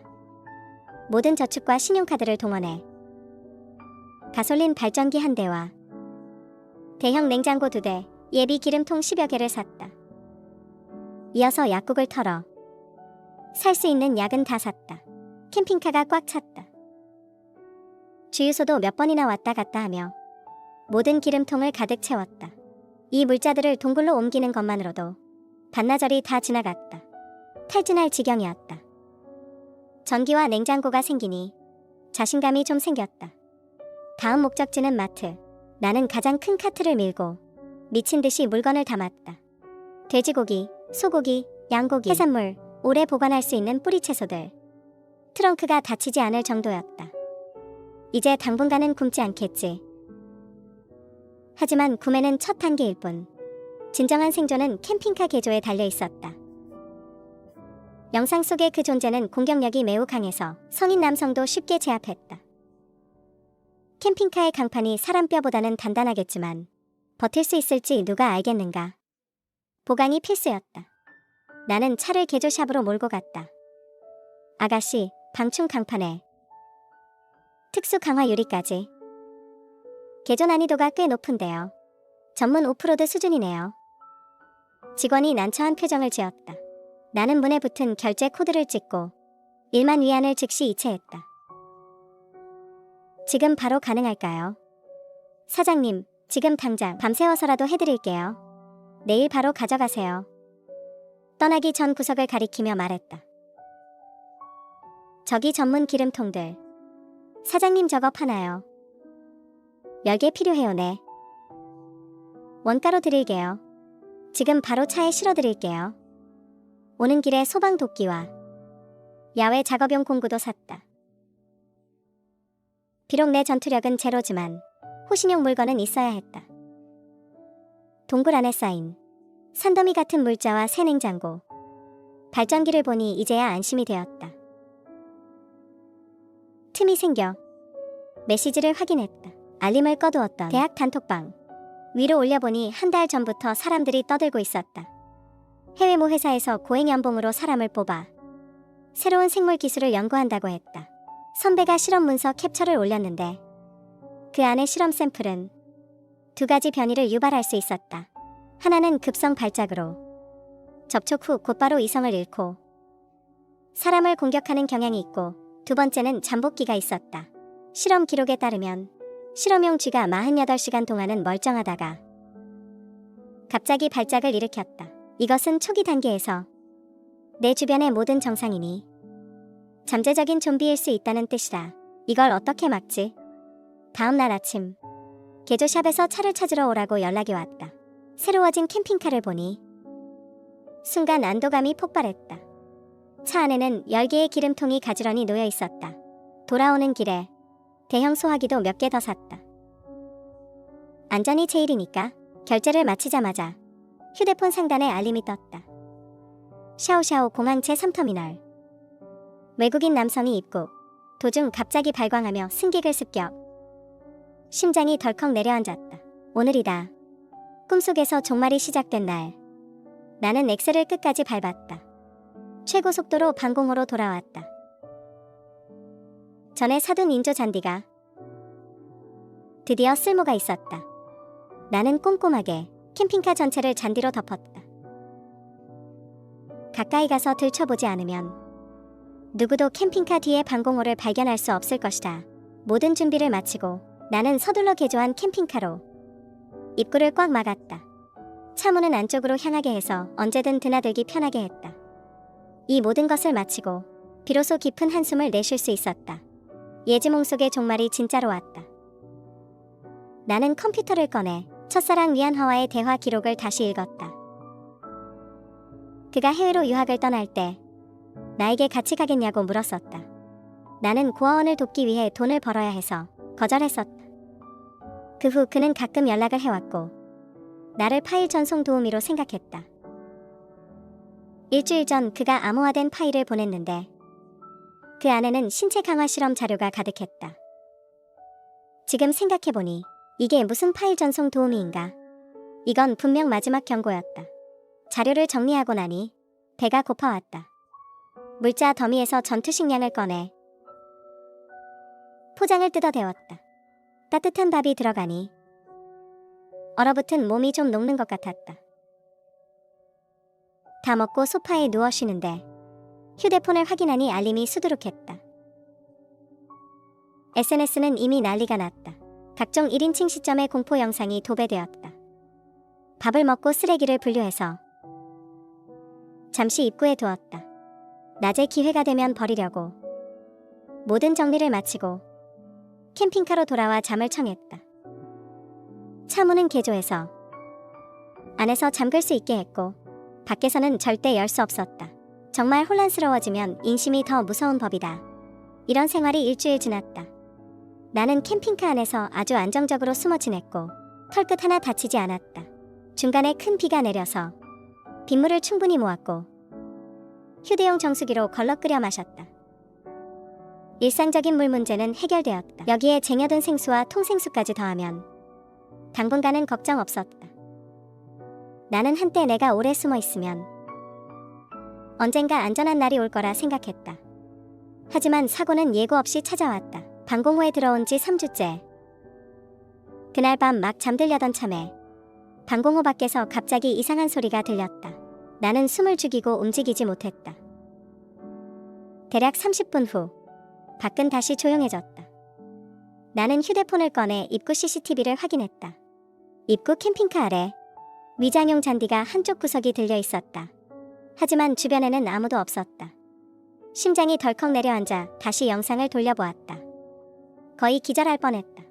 30분 전, 한 남자가 입구에서 수상하게 서성거리고 있었다. 그때 나는 아마 저녁을 정리하고 있었을 것이다. 쓰레기 소리가 났나 보다.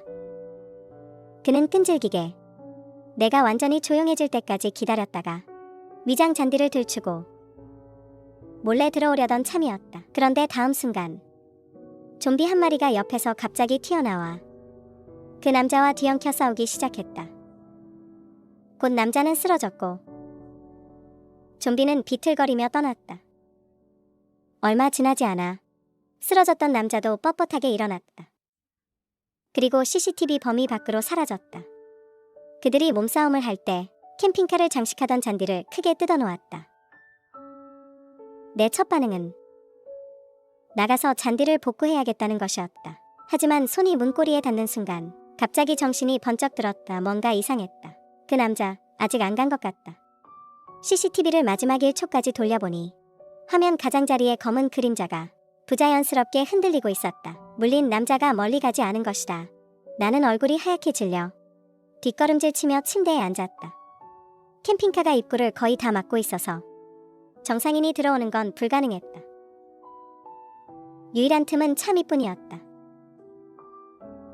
하지만 그는 이미 물렸는데 지능이 남아있어서 차 밑으로 기어 들어갈 생각을 하는 걸까 생각하니 조금 안심이 되었다. 하지만 이 일이 계속 마음에 걸렸다. 차 하부를 막을 재료를 찾아야겠다. 나는 이불 속에 웅크리고 휴대폰 CCTV를 보았다. 그 남자는 아직 있었다. 그 자리에서 좌우로 흔들거리며 모습이 화면에서 보였다 안 보였다 했다. 나는 스스로에게 말했다. 자자 언제 가든 상관없어. 앞으로 이런 상황은 점점 더 많아질 테니 적응해야 해. 그가 진짜 동굴로 들어온다 해도 보강한 캠핑카 안으로는 들어올 수 없을 거야. 이런 공포를 받아들여야 했다. 앞으로 이런 일은 일상이 될 테니까 자기 전 습관적으로 휴대폰을 확인했다. 온통 비명 소리뿐이었다. 양심 없는 사람들은 이미 물자를 비싸게 팔고 있었고 선입금을 요구하며 배송비도 따로 받았다. 많은 사람이 먹을 것을 구하려다 위험을 무릅쓰고 밖으로 나갔다가 결국 돈도 잃고 목숨도 잃었다. 동굴에서 일주일을 더 버텼다. 차 밑에 그 커다란 구멍이 내 마음의 짐이 되었다. 막지 않으면 잠을 잘 수가 없었다. 어쩔 수 없이 위험을 무릅쓰고 나가기로 했다. 철판을 구해서 차 하부를 완전히 봉쇄해야 했다. 나는 캠핑카를 몰고 가장 외진 폐차장을 골라 망원경으로 반복해서 관찰했다. 움직이는 그림자가 하나도 없는 것을 확인하고 안으로 들어갔다. 운 좋게도 두께와 크기가 딱 맞는 철판을 금방 찾을 수 있었다. 하지만 기뻐하기도 전에 귀를 찌르는 휴대폰 벨소리가 내 발밑에서 울려 퍼졌다. 나는 깜짝 놀라 도망치려 했지만 이미 늦었다. 커다란 손이 폐철 더미에서 튀어나와 내 발목을 꽉 잡았다. 이어서 더러워서 사람인지 알 수 없는 남자가 기어나왔다. 손에는 휴대폰을 쥐고 있었다. 수작 부리지 마. 차에 먹을 거랑 마실 거 뭐 있어? 다 내놔. 나는 무기가 없어서 일단 굽히고 들어갔다. 형님. 진정하세요. 차에 다 있어요. 먹을 것도 마실 것도 충분해요. 일단 저 좀 놔주세요. 다 드릴게요. 그는 확실히 망설이는 듯했고 손의 힘도 조금 풀렸다. 하지만 그가 방심한 바로 그 순간 우리가 낸 소리가 진짜 위험한 것을 불러들이고 말았다. 좀비 한 마리가 울부짖으며 폐철더미 뒤에서 나타났다. 곧장 나를 향해 달려들었다. 그 남자는 얼굴이 하얗게 질려 겁에 질려 나를 놓아주었다. 나는 온 힘을 다해 몸을 날려 피했다. 중심을 잃은 좀비는 위험한 방향으로 쓰러졌다. 나는 기어서 도망쳤다. 뒤쪽의 소라는 금방 잦아들었다. 뒤도 돌아보지 않고 운전석으로 올라탔다. 문을 닫는 마지막 순간 나는 이를 악물고 젖먹던 힘까지 다해 봐두었던 그 커다란 철판을 차 안으로 끌어당겼다. 쾅 하는 소리와 함께 바닥에 던져졌다. 폐차장을 빠져나올 때 길가에 검은색 SUV 한 대가 보였다. 아까 그 남자의 차일 확률이 높았다. 가까이 가서 보니 세상에 차 키도 안 뽑혀 있었다. 기름도 거의 가득 차 있었고 뒷좌석에는 물자도 꽤 쌓여 있었다. 머리를 빠르게 굴려 즉시 계획을 세웠다. 캠핑카로 물자가 가득 찬 SUV를 끌고 돌아가자. 이번 외출은 정말 대박이었다. 종말이 시작된 지 반년. 마지막 소고기 통조림도 바닥이 났다. 음식을 찾으러 나가야만 했다. 시내에 물류 창고가 있던 게 기억났다. 나는 SUV를 몰고 창고로 향했다. 창고에 도착하니 사람이 없었다. 나는 진열대 사이를 누비며 통조림과 생수를 배낭에 챙겼다. 그런데 천장의 선반이 녹슬어 갑자기 무너져 내렸고 나는 좁은 통로에 갇히고 말았다. 나는 서둘러 선반 아래로 기어 들어가 틈새로 밖을 살폈다. 밖을 배회하던 좀비들이 소리를 듣고 몰려왔다. 어떡하지? 나는 배낭에서 도구를 꺼내 나를 오가맨 철사와 선반 잔해를 치우려 했었다. 살겠다는 의지가 나에게 놀라운 힘을 발휘하게 했다. 결국 좁은 출구를 만들어냈지만 밖은 너무 위험했다. 나는 도저히 나갈 수가 없었다. 잠깐 문득 위안화의 일지에서 봤던 내용이 떠올랐다. 그들은 소리에 극도로 예민하다는 것.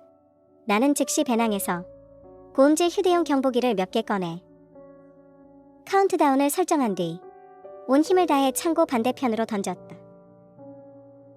귀를 찌르는 경보음이 창고에 울려 퍼졌고 나는 그 기회를 틈타 구르다시피 하며 창고를 빠져나왔다. 방공호로 돌아와 모아둔 물자를 보니 한참은 버틸 수 있을 것 같았다. 천만다행이다. 다시는 갈 일이 없었으면 좋겠다. 물자 정리를 마치고 나는 컴퓨터를 켰다. 자작 무기 제작법을 찾아보려고. 방공호가 평생 나를 지켜줄 수는 없으니 정면으로 맞설 준비를 해야 했다.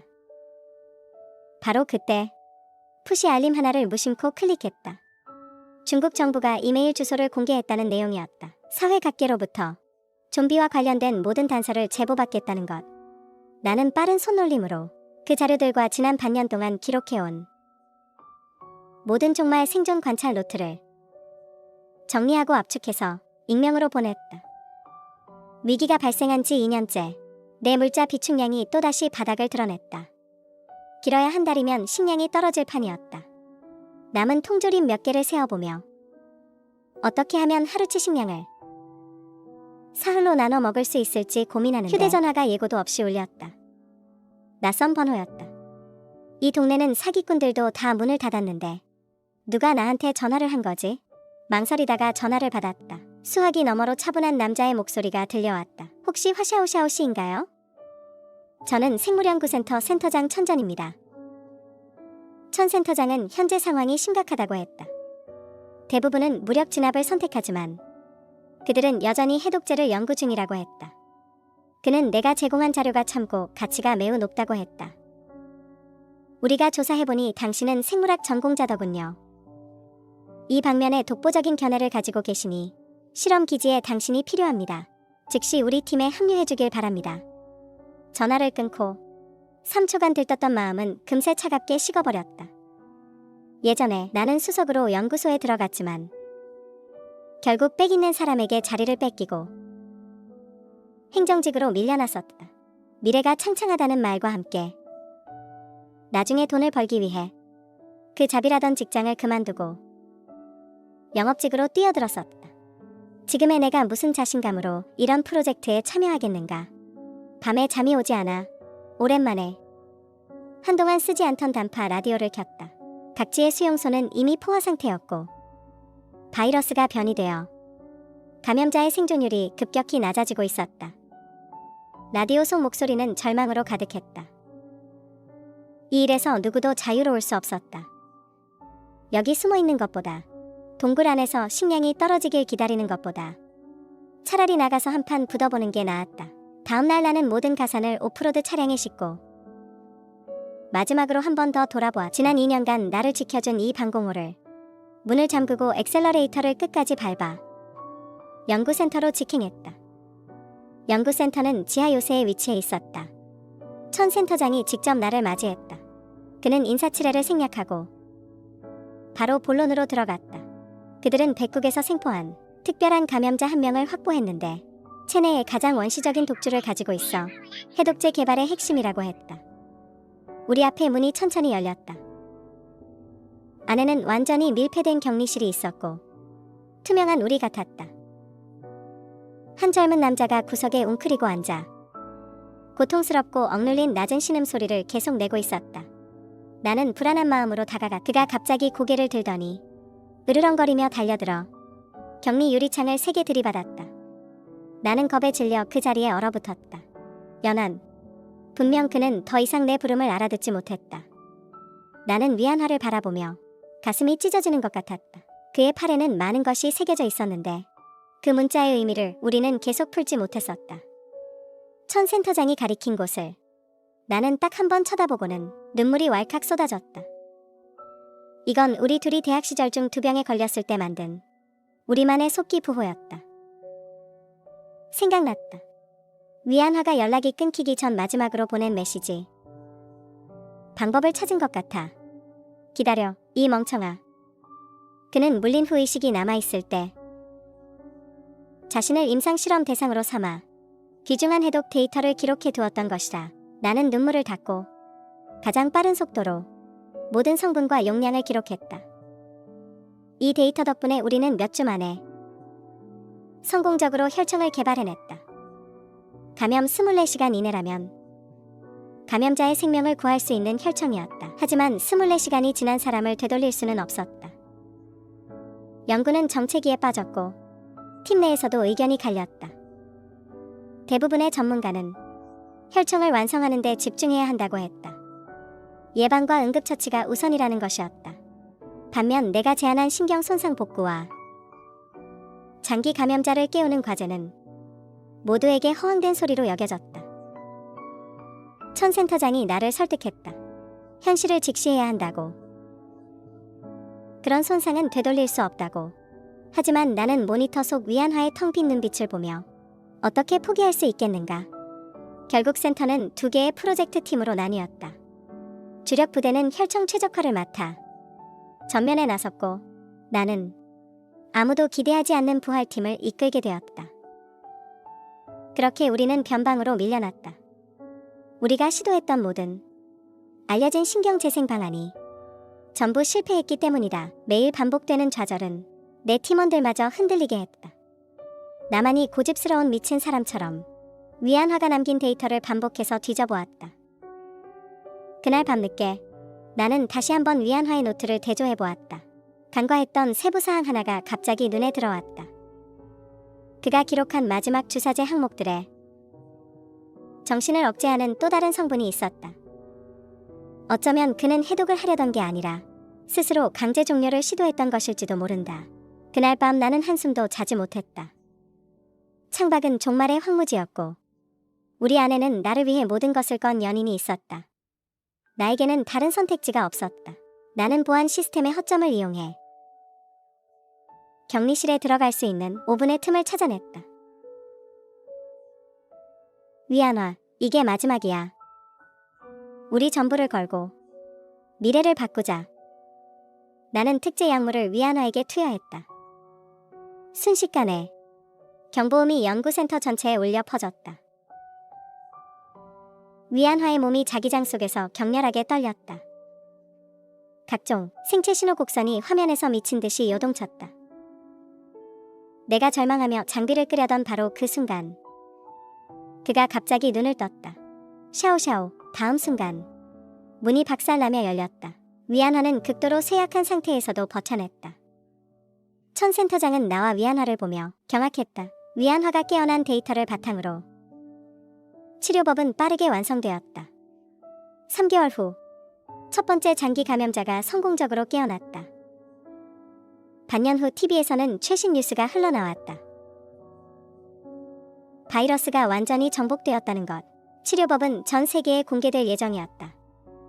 수용소에 있던 사람들은 하나둘 제정신을 찾고 가족의 품으로 돌아갔다. 모든 것이 끝났다. 바이러스가 완전히 박멸되었다고 공식 발표되었다. 그날 나는 사직서를 냈다. 세상은 넓고 나는 구경하고 싶었다. 연구소 문 앞에 서니 햇살이 눈부셨다. 마치 다른 세상 같았다. 위안화가 내 캠핑카에 기대어 나를 향해 손짓했다. 타자. 샤오샤오, 우리 세계 일주하러 가자. 사실 당신이 있는 곳이 바로 나의 온 세상이야. 나는 마트 계산원이다. 11월 21일이 종말의 시작이라는 소문을 들었다.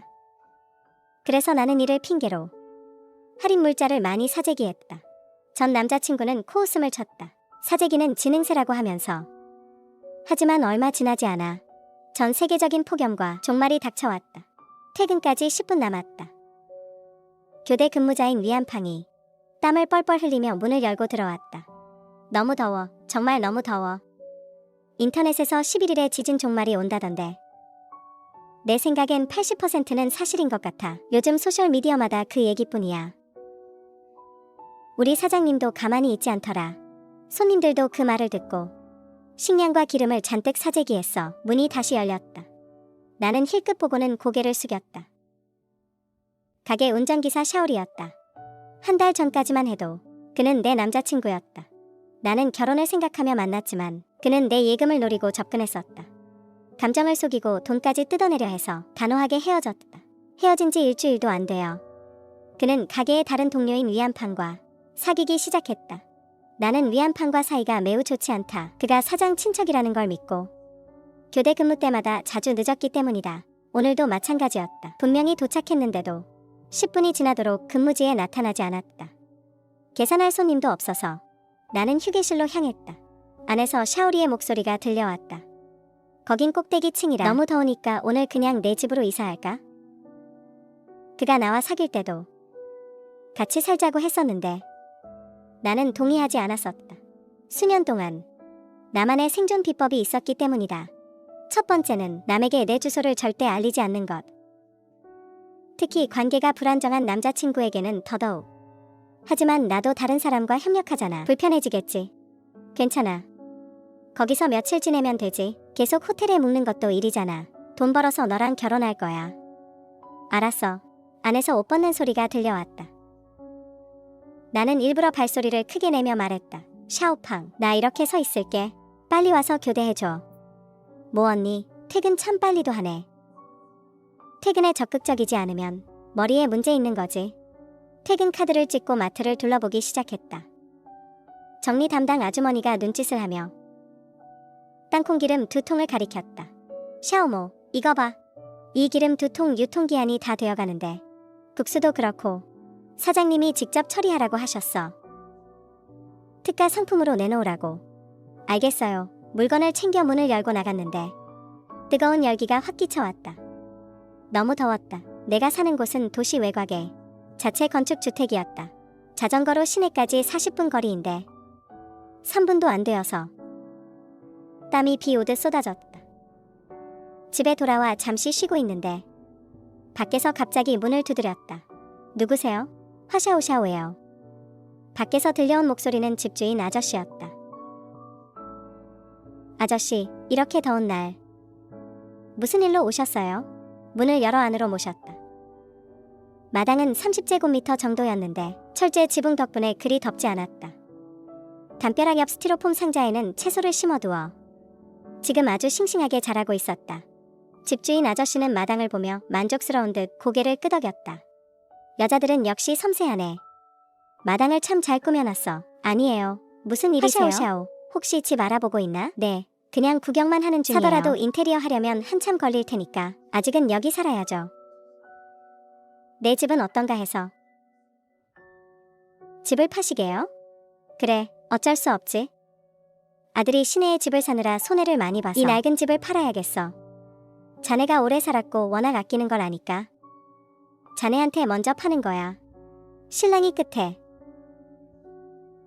결국 나는 40만 위안에 이 낡은 마당 딸린 집을 샀다. 새로 나온 등기부등본을 손에 쥐니 꿈을 꾸는 것만 같았다.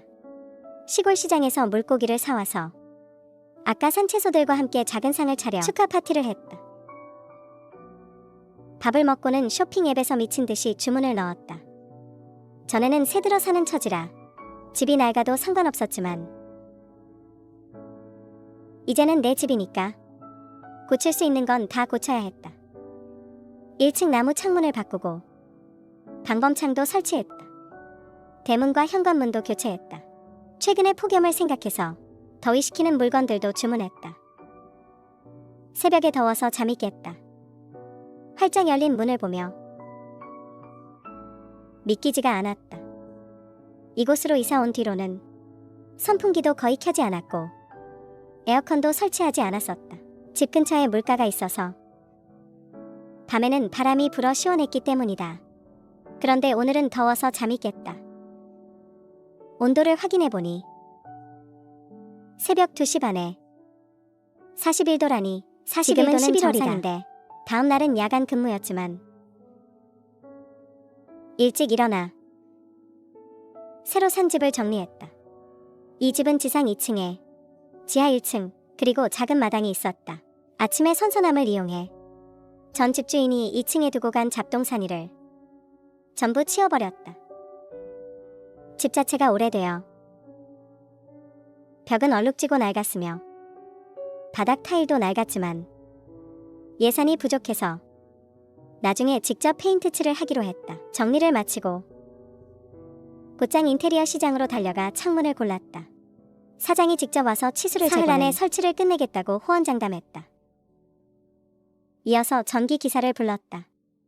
배선을 교체한 기사가 태양광 설치를 권했다. 지금 정부 보조금이 나와서 설치하면 아주 이득이라고 했다. 설치하고 나면 에어컨 한 대와 냉장고 2대는 충분히 여름철 전기료도 아낄 수 있다니 실용적일 것 같아 즉시 동의했다.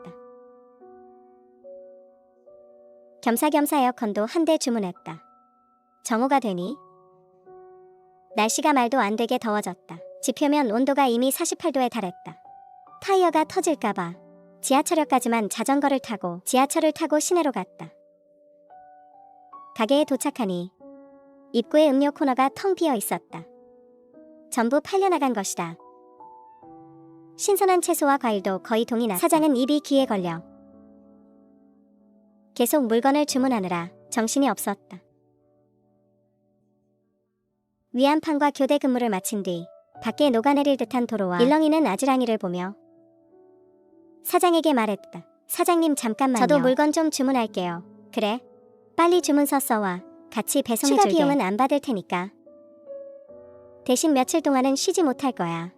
네, 쌀 2,000근과 국수, 당면, 녹두 등 고열량 간식 1,000근, 사탕 100근, 각종 맛의 햄, 컵라면 20박스, 훈제 고기와 소시지 1,000근, 돼지고기 1,500근, 소고기 500근,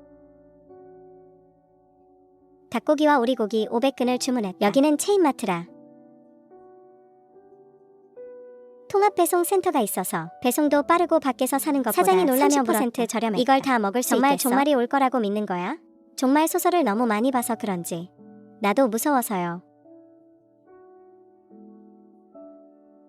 어차피 오래 보관할 수 있는 물건들이니까요. 다 못 먹으면 마트에서 팔아도 되죠? 꿈도 야무지네. 주문한 물건들이 금방 도착했다. 뒷문에 쌓아두고 임시로 마트 냉동고에 넣어두었다. 물건을 받자마자 도매가가 또 20% 올랐다. 샤오리가 다들 바쁜 틈을 타 인터넷에 정말론 따위 믿지마. 사재기는 지능세라니까.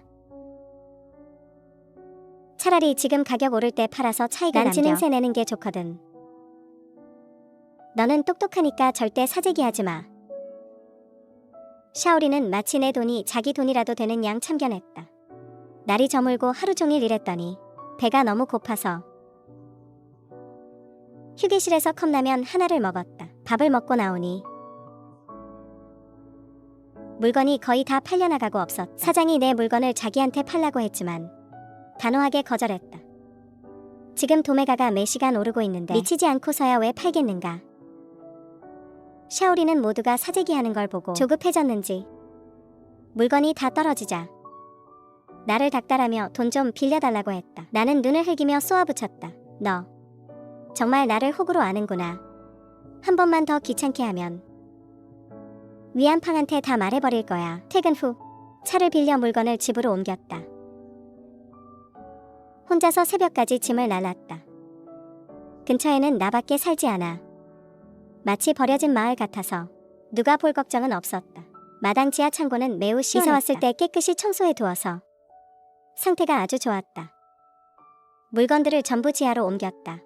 다음 날 아침 일찍 중고시장에서 아주 큰 냉동고 2대를 샀다. 그리고 차를 몰고 마트로 가서 냉동고에 넣어두었던 고기를 집으로 옮겼다. 정부는 매일 사재기 하지 말라고 호소했지만 마트 물건은 여전히 불티나게 팔렸다.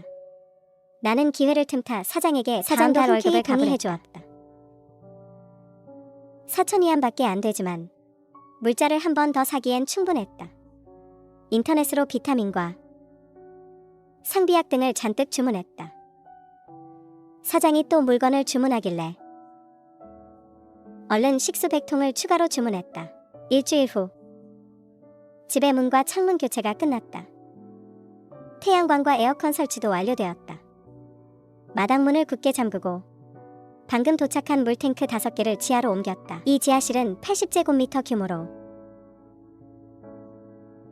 안팎 2공간으로 나뉘어 있었다. 안쪽 공간은 다시 2개의 작은 방으로 나누고 벽도 새로 페인트칠을 했다. 바닥에는 타일을 깔았다. 나는 2개의 방 중 하나는 휴게실로 쓰고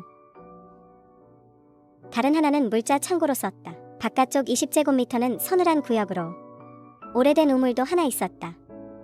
확인해보니 물이 잘 나왔다. 우물 맞은편에는 4제곱미터 크기의 조명을 설치했더니 훌륭한 실내 재배 구역이 되었다. 지하실에 대나무 돗자리를 깔고 선풍기까지 틀어놓으니 지금 같은 날씨에도 전혀 덥지 않았다. 이 모든 작업을 마치니 내 예금은 3자릿수만 남았다. 하지만 전혀 불안하지 않았다. 17살부터 지금까지 일하며 수십만 위안을 모았지만 내 집이 없으니 전혀 안정감이 없었다. 이제는 다르다.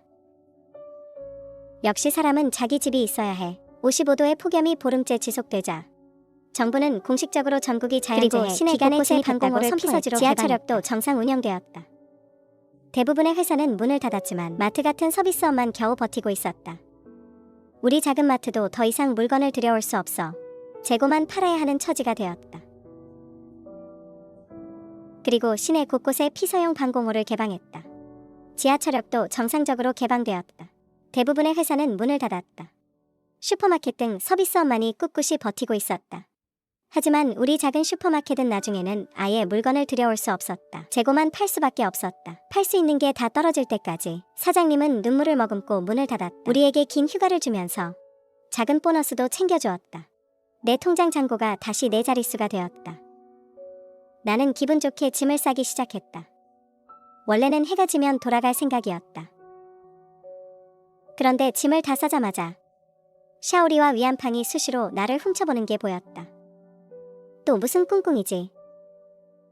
그래서 더 기다리지 않고 짐을 챙겨 우산을 쓰고 지하철역으로 달려갔다. 아니나 다를까 샤오리와 위안, 팡도 몰래 나를 따라 역 안으로 들어왔다.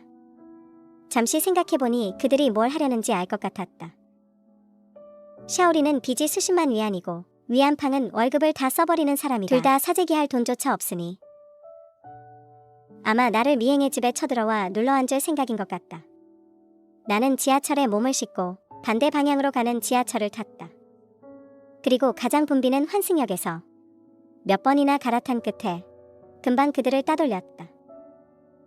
집에 돌아와 문을 잠그고 담벼락 밑에 보수공사 자재를 깔아두었다. 집은 보름 동안의 수리 끝에 완전히 새 집처럼 변했다. 대문에서 현관까지 가는 길에 돌판을 깔았고 공터도 하나 정리해두었다. 원래는 꽃이나 채소를 심으려 했지만 이제는 심을 수도 없게 되었다. 나는 문과 창문을 잘 닫고 에어컨을 켠 뒤 잠을 잤다. 깨어보니 겨우 9시였다. 하지만 밖의 하늘은 여전히 짙은 붉은색이었다. 마치 불타는 것처럼. 인터넷을 켜보니 거대한 표범들이 하나둘씩 보였다. 내가 잠든 사이에 일본에서 거대한 지진이 발생했다.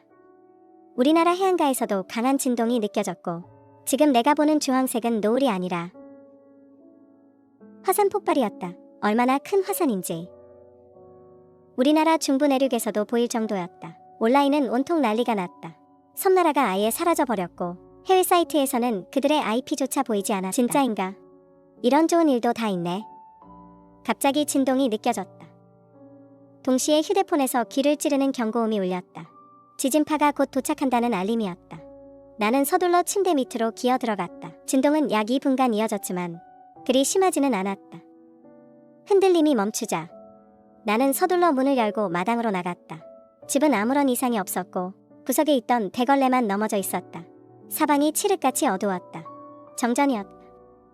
다행히 지하실의 전력은 독립되어 있었다. 태양광과 연결되어 있었고 제조사에서 제공한 배터리 외에도 실외용 배터리 4개를 추가로 구매해 두었다. 전기가 들어오지 않아도 며칠은 버틸 수 있었다. 얼마 지나지 않아 전기가 다시 들어왔다. 오후에 나는 지하실로 내려가 물탱크에 물을 가득 채우고 화단을 다시 정리한 뒤 청경채와 쪽파 씨앗을 뿌렸다. 만약 정말로 종말이 온다면 정신적인 양식도 필요하겠지. 서둘러 노트북과 태블릿을 꺼내 드라마와 영화, 소설을 다운로드했다. 그리고 다락방에서 정리해둔 책들을 밖으로 꺼내 햇볕에 말렸다. 날이 하루하루 지나가고 기온은 점점 더 높아졌다. 밤에 호수 건너편 도심을 바라보면 예전보다 불빛이 훨씬 줄어든 게 느껴졌다. 하지만 마을 사람들은 더 많아졌다. 근처에 사람이 사는 것을 알게 된 후로는 나는 거의 큰 불을 켜지 않았다. 어느 날 침대에 누워 소설을 읽고 있는데 갑자기 문밖에서 누군가 말하는 소리가 들렸다. 문밖의 대화 소리는 금세 사라졌다. 나는 그냥 지나가는 사람이겠거니 하고 신경 쓰지 않았다. 갑자기 휴대폰이 울리기 전까지는 사장님의 전화였다. 이 시간에 왜 연락을 한 거지? 화샤오샤오, 지금 집에 있니? 사장님, 무슨 일이세요? 팡란이 얼마 전에 물자를 준비하지 못했다고 해서 우리 집에 며칠 머물게 했는데 너의 주소를 은근슬쩍 캐묻더라고. 나는 내 집 주소를 모르지만 직원 명부에 적혀 있어서 그냥 알려주고 말았어. 그런데 나중에 그가 내 서재를 몰래 뒤지는 걸 발견했어. 내가 발견하고 몇 마디 했더니 나중에는 식량을 몰래 빼돌려 샤오리를 돕는 것까지 들켰지. 지금은 물자도 넉넉하지 않은 상황이라 어쩔 수 없이 그를 쫓아냈어. 혹시라도 나쁜 마음을 먹을까봐 너에게 주의를 주려고 전화했어. 전화를 끊고 나니 마음이 조금 불안해졌다. 휴대폰의 희미한 불빛에 의지해 2층으로 올라가 커튼을 살짝 걷어보니 달빛 아래 2명의 검은 그림자가 몰래 문 앞에 서 있었다. 나는 조용히 창문을 열었다. 밖에서 낮게 깔린 목소리가 들려왔다. 여기가 맞는 것 같아. 직원 명부에 적힌 주소가 바로 이 근처였거든. 이 커튼, 지난번에 그가 휴대폰으로 주문하는 걸 몰래 봤는데 바로 이 모델이야. 이상하네. 그가 시골에 집을 빌렸다고 하지 않았어. 대문이 왜 이렇게 새 것 같지? 됐어. 어렵게 찾았는데. 빨리 넘어가서 들어갈 곳을 찾아보자. 그가 주위를 둘러보더니 담벼락 옆에 오래된 회화나무에 시선을 고정했다. 담장 위에 유리 조각이 있어. 뭐라도 받칠 만한 걸 가져와 봐.